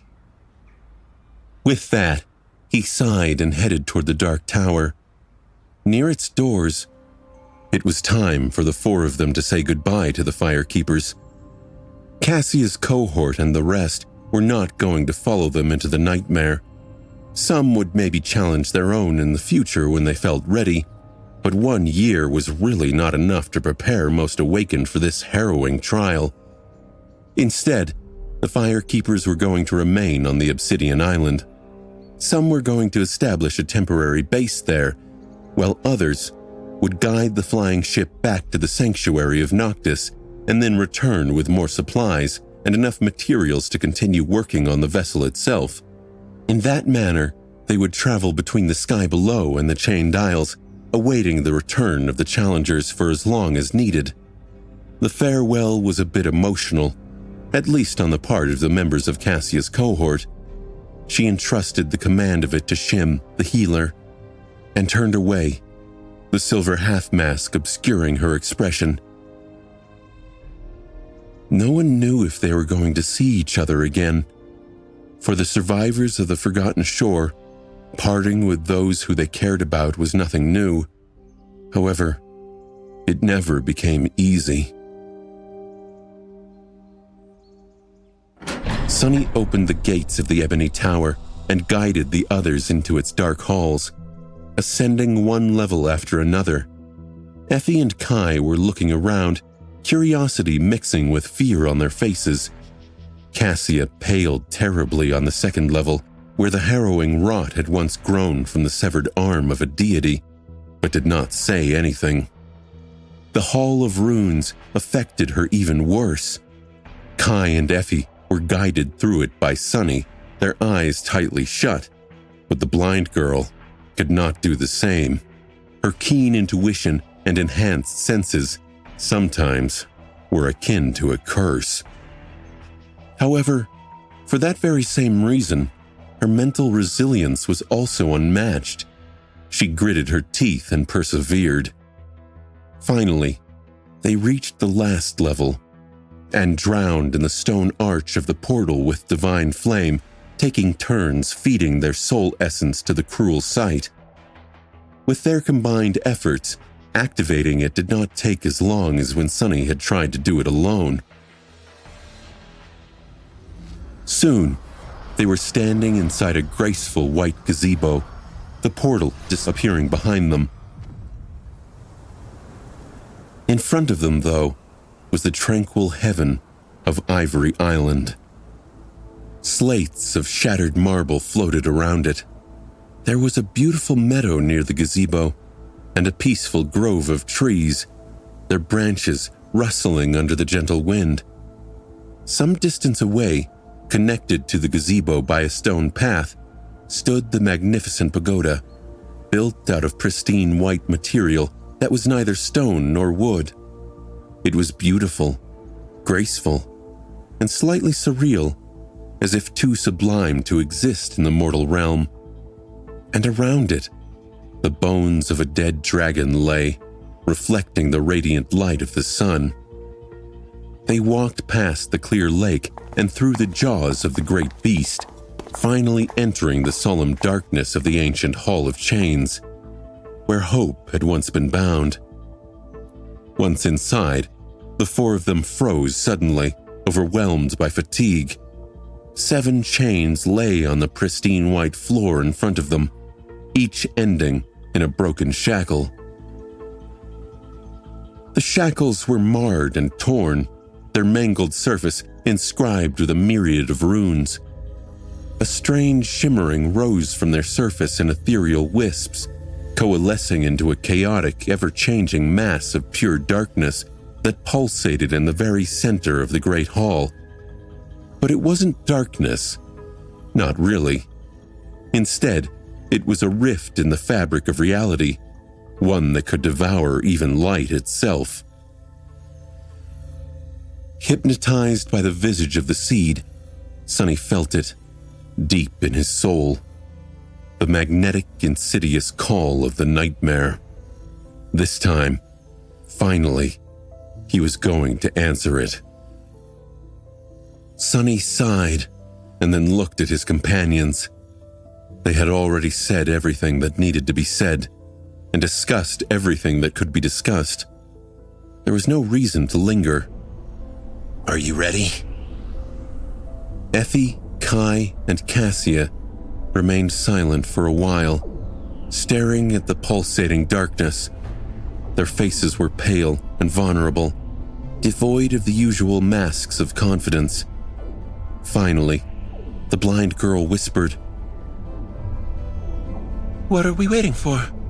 It's just the second nightmare. Sunny smiled, then suddenly laughed. Indeed. With that, he gripped her shoulder for a moment, and then stepped forward, heading toward the pulsating rift in reality. With each step, the world seemed to dim a little, turning darker and darker. Effie, Kai, and Cassia followed. A few moments later, they were gone. The Hall of Chains was gone too. Sunny found himself standing alone, in complete darkness, surrounded by utter nothingness. In this nothingness, he heard the voice of the spell.